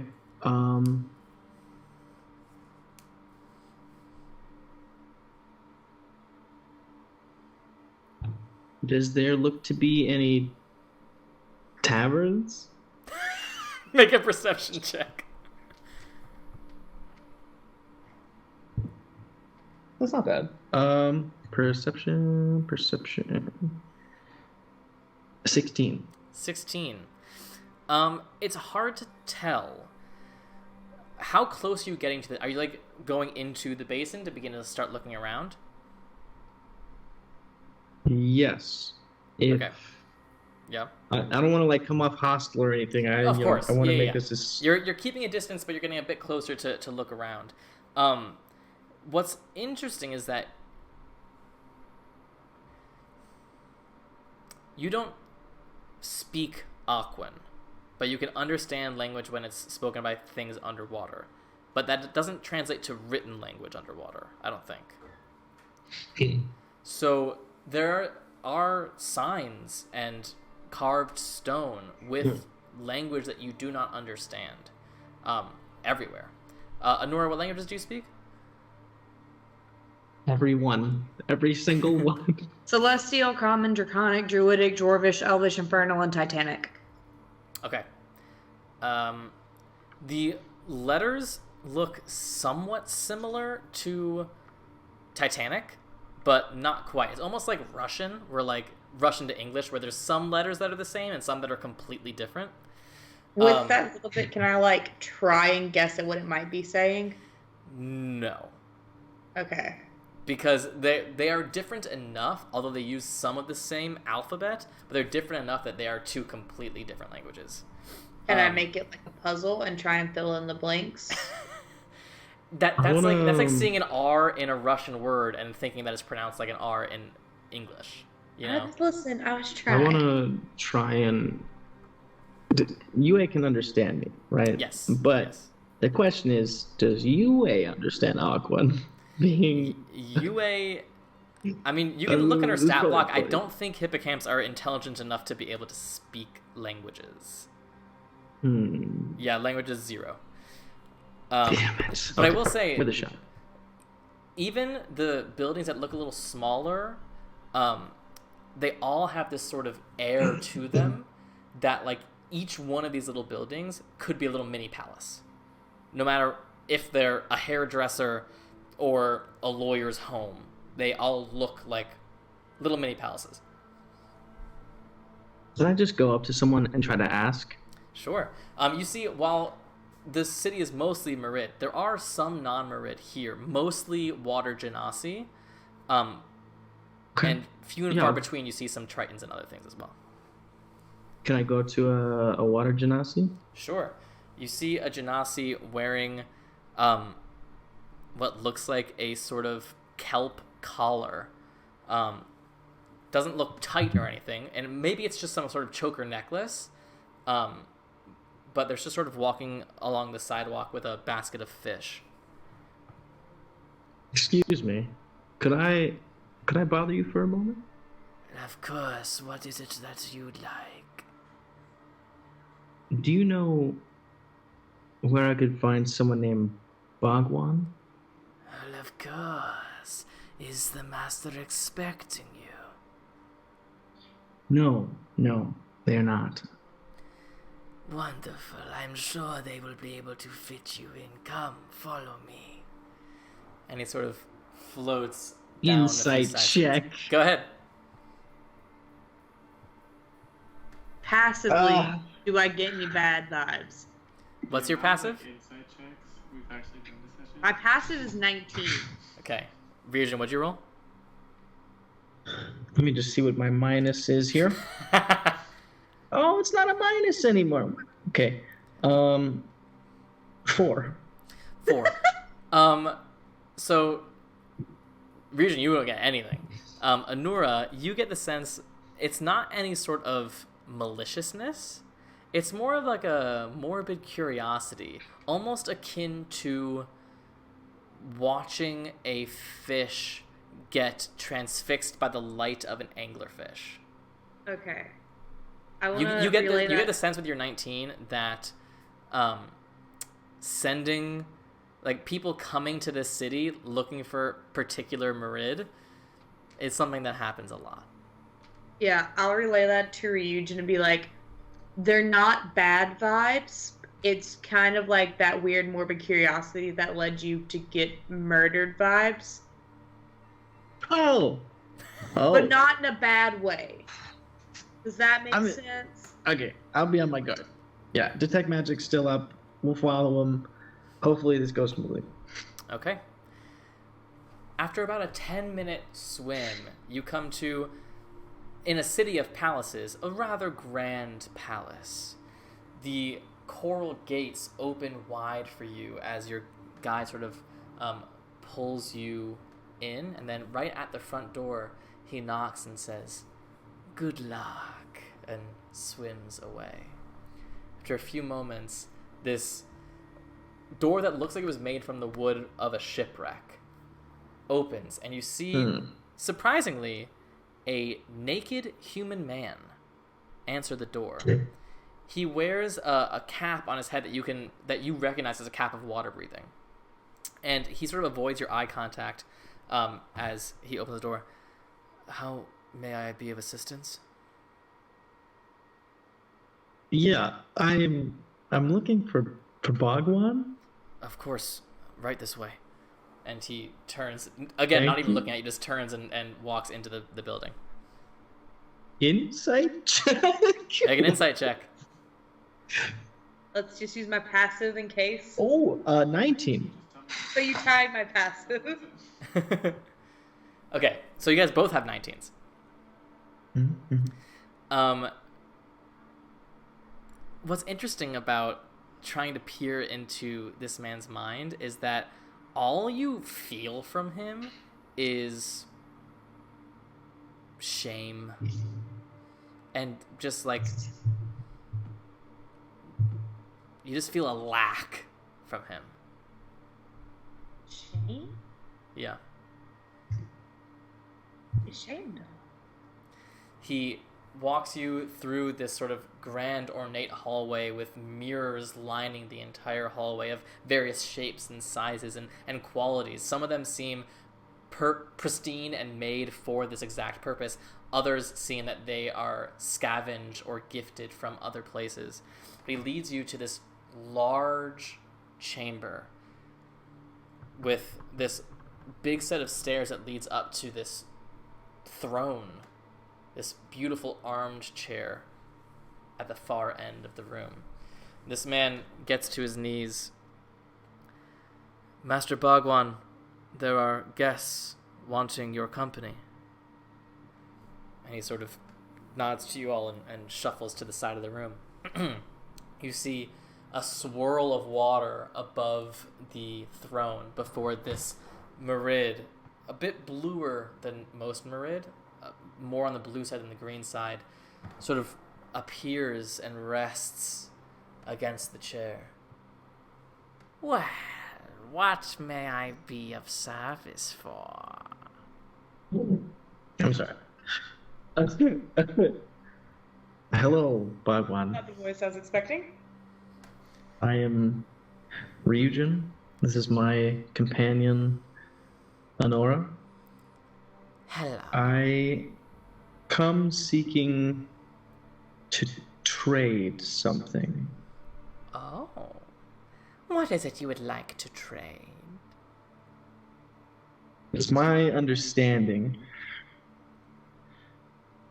that you may be willing to make a talisman for which I could go inside of and use as a space for something. Is that correct? He, in one motion, lifts himself from the chair and seems to zoom like a torpedo down to you and just sort of begins to circle you, sniffing you. Interesting. This thing you ask, it is something that I can do, but will do, that's the question. Curious, for some sort of request such as this, I would usually request a soul in payment. But it seems your soul is already spoken for. So, that puts us in a rather interesting position. God's blood. With a soul off the table, we can get into much more curious and creative senses of payment. Take my servant here. He gestures to the human. He goes, what is his name again? Oh, I can't remember. He came to me many ages ago and requested treasures and riches beyond his wildest imagination. In payment, he offered what one thing he still had left: his dignity. I made the trade, gave him riches that would make any king cry, but all he wanted to do was serve me. So he took all the riches I gave him, dropped them at my feet as payment to bribe me to take him into my service. And I obliged. And here he's been ever since. So tell me, God's blood, what is it you have come to offer? I don't have a soul, and I can't offer you my dignity. Are you familiar with the tales of sea monsters of old, legends, things that scare the minds of children and adults alike, something that terrified the gods and plagued the ocean for millennia? Of course. Tromocrates. I'm familiar. I may not have, that soul either, but what I can offer you is a tooth. One of the largest teeth taken from the mouth of the freshly slain beast. A tooth. The tooth of the beast that ate many an island, killed heroes, slayed champions, destroyed the most famous of ships. Tell me, not what this tooth is worth, but what it means to you.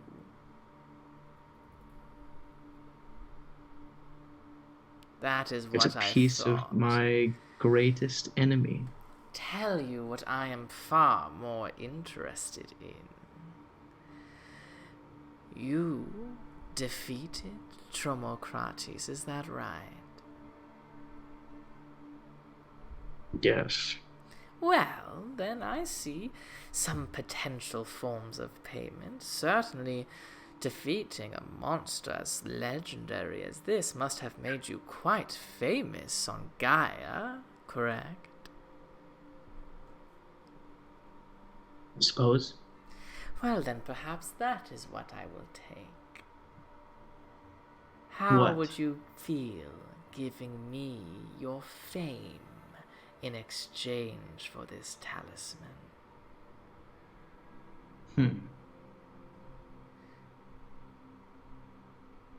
Oh, if you have a counter offer, I have a cousin who once made a deal with a princess, a Triton princess, who offered her voice in exchange for legs. You didn't Maybe you did not just do that.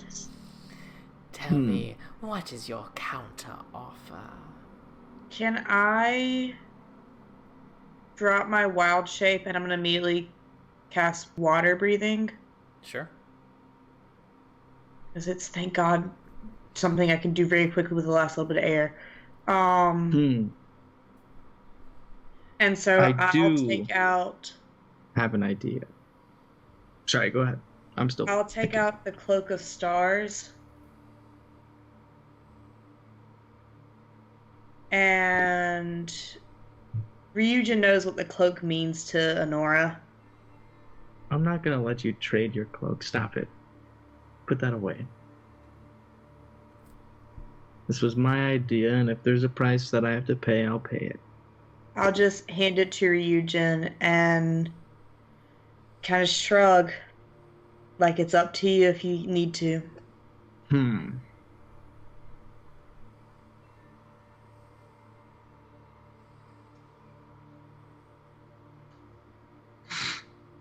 So the talisman you can make into almost any shape, right? It doesn't necessarily have to be a necklace. It could be a ring or a glass ball, perhaps. If what you offer is interesting enough, it can be whatever you desire.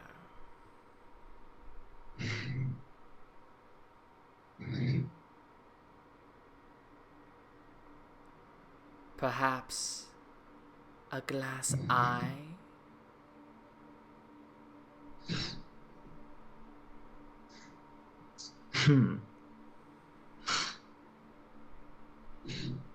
Yeah. You've got an eye patch covering the left anyway most of the time. It's not like it would make a huge difference. What would you offer me? Your eye? One that you even yourself admit you never use. It's not that I don't use it. It's that it's precious to me, so I keep it covered. I will tell you what. I will make this deal if you offer me your sight. I can't offer you my sight. Well, then I guess we're back to fame.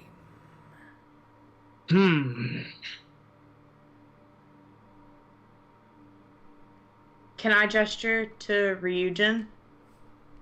And then gesture, like, trying to mean, like, he can have my fame. I don't want you to Stop do it. that. No. Shush. I appreciate it. But if there's a price, I'll pay it. Well, the fame is... I don't know how... I want to gesture like, Shush. This is your fame. No. This is what fame means to me. Can I turn to Bagwan and just point to me and mouth my fame? You are a bystander in this meeting, darling. I'm going to hold up 2 thumbs up and then just kind of like sit back.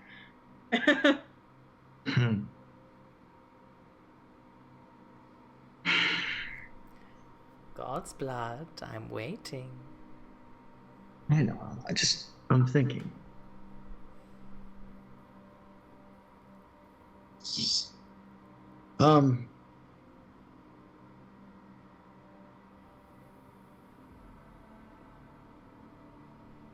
Look, Hey. I know that This is out of character. Just real quick. What about the Pearl of Power? Because that's important to Ryujin. How would you feel about that? I mean, I guess. Man, I lost my lie already. I will say, you guys get the sense from everything that Bhagwan has suggested so far that items and things are not nearly as interesting to them as What about a memory? qualities. Memories, potentially.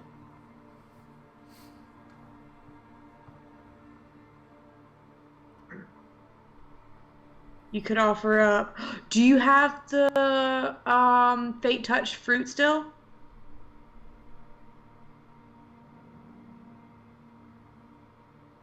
You could give up the memory of creating the tree or something. I don't know. I have another proposition.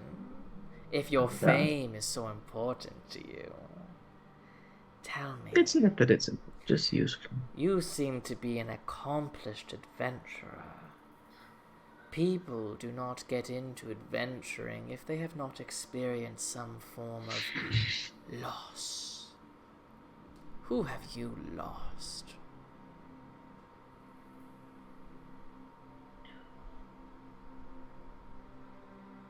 I can take the pain away. No. That's off the table. Look, I understand these deals very have to have... underprepared for this meeting, my friend. Well, I didn't know what to expect, but here we are regardless.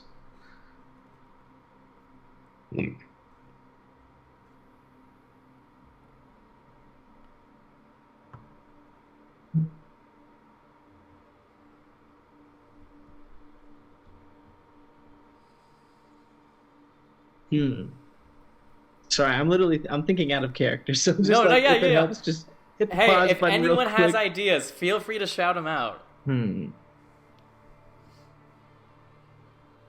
would taking his baby do to him? I won't tell you that. Well, I feel like that's something he should ask. Ryujin, what about if you were to give up one of your memories of like your first victory in the Colosseum or something like that? I mean, okay, what if there was some magical person that we know that can fix and alter memories? Oh no. It's Nemosny with the steel chair! With the steel chair! Give up your memory of Dardania. Give up memories of your. No. Give up the memories of our Your adventure. leader. And Like, I know, so remind you we guys, should it go- does not have to be memories. Even if you wanted to go like the Dardania route, it could be like, give up all romantic feelings for anyone ever. Like it can really be extremely existential like that. Give up your friendship at the party. We'll convince you again, I promise. You could. This is like Anna and Anura both at the same time, making sure you know this. One of the first big things for the party was going through a resurrection ritual. You can give up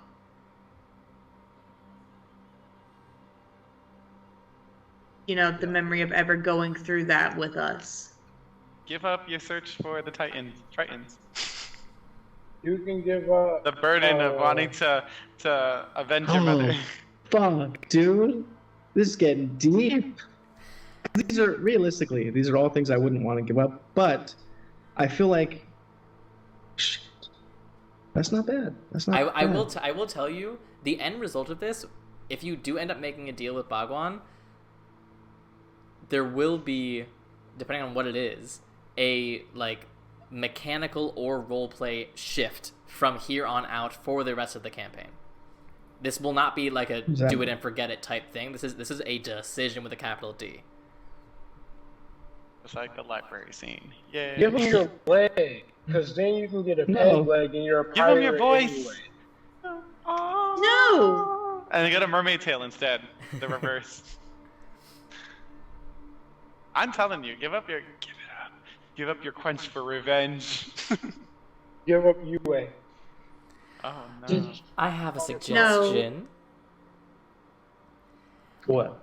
I am not vain enough to pretend to break your contract with whatever patron has your soul, but I could snip off a little bit. Oh, what the? Your favorite spell. I could take that from you.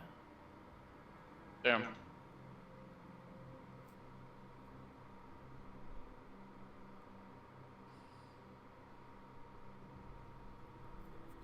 He wants Eldritch Blast. I can't speak. Eldritch Blast? Thunderbolt. Everybody knows it's Thunderbolt. No, we don't. We don't know that. Or lightning bolt. Sorry. What do you mean he's a cleric? It's clearly guidance. It's clearly dispel magic. Or your fame. Give your fame. Oh, Give your that due to friendships. him. I need to know. Give up your friendships. You give up your memory of the parties. Imagine. Give up Give your up your time in ability the to swim. underworld. Give up your ability to. Oh my God, not a swim. Would you take It's something gonna be Luffy. that's seen something that causes me pain? Not the memory of the pain itself, but the object that witnessed it. An object that witnessed it. What is the object? To you, it's just an eye. To me, it's... I mean, I've seen everything I've ever seen through both of these eyes. Everything that caused me pain, happiness, joy, anguish. I've cried through these. This is how I've perceived the world. What Now- good is one eye without the set?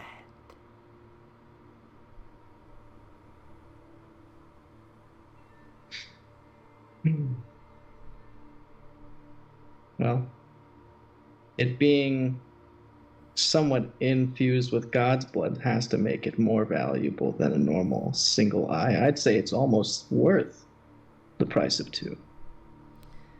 If you think you can bargain with me, young man, you have come to the wrong city. What about hatred? What about hatred?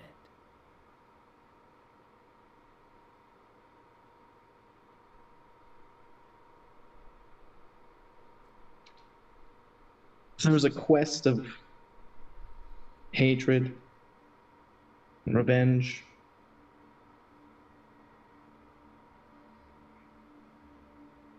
Would you take that?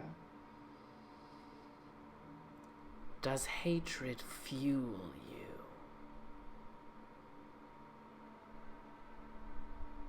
More than you could possibly imagine. Hatred for whom?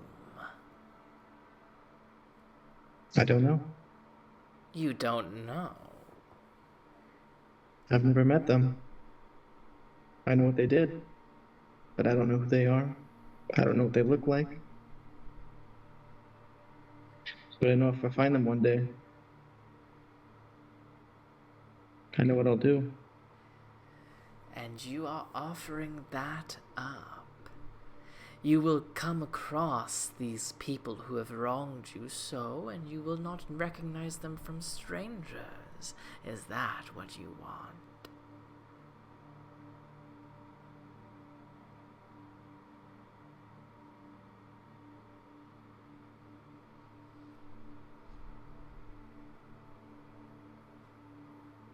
I don't think I can offer you anything else. I will tell you what, since you seem to not know what it is you truly desire. Visit me again in 1 hour, and be prepared with a real offer.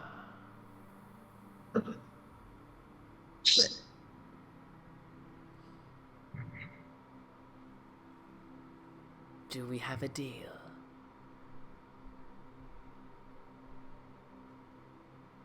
Yes. Wonderful. Well, then I'll see you then. Disappears into water. Can we just go talk to his cousin? Fuck this guy. He has a cousin? His cousin, who's Ursula. Yeah, his cousin is Oh Ursula. my God, I'm weak as F. I was like, what are we talking about? When are Well, we that's meeting where you're family? gonna pick up next week. So, Adagio and Illmaye are captives in the Xanderian capital.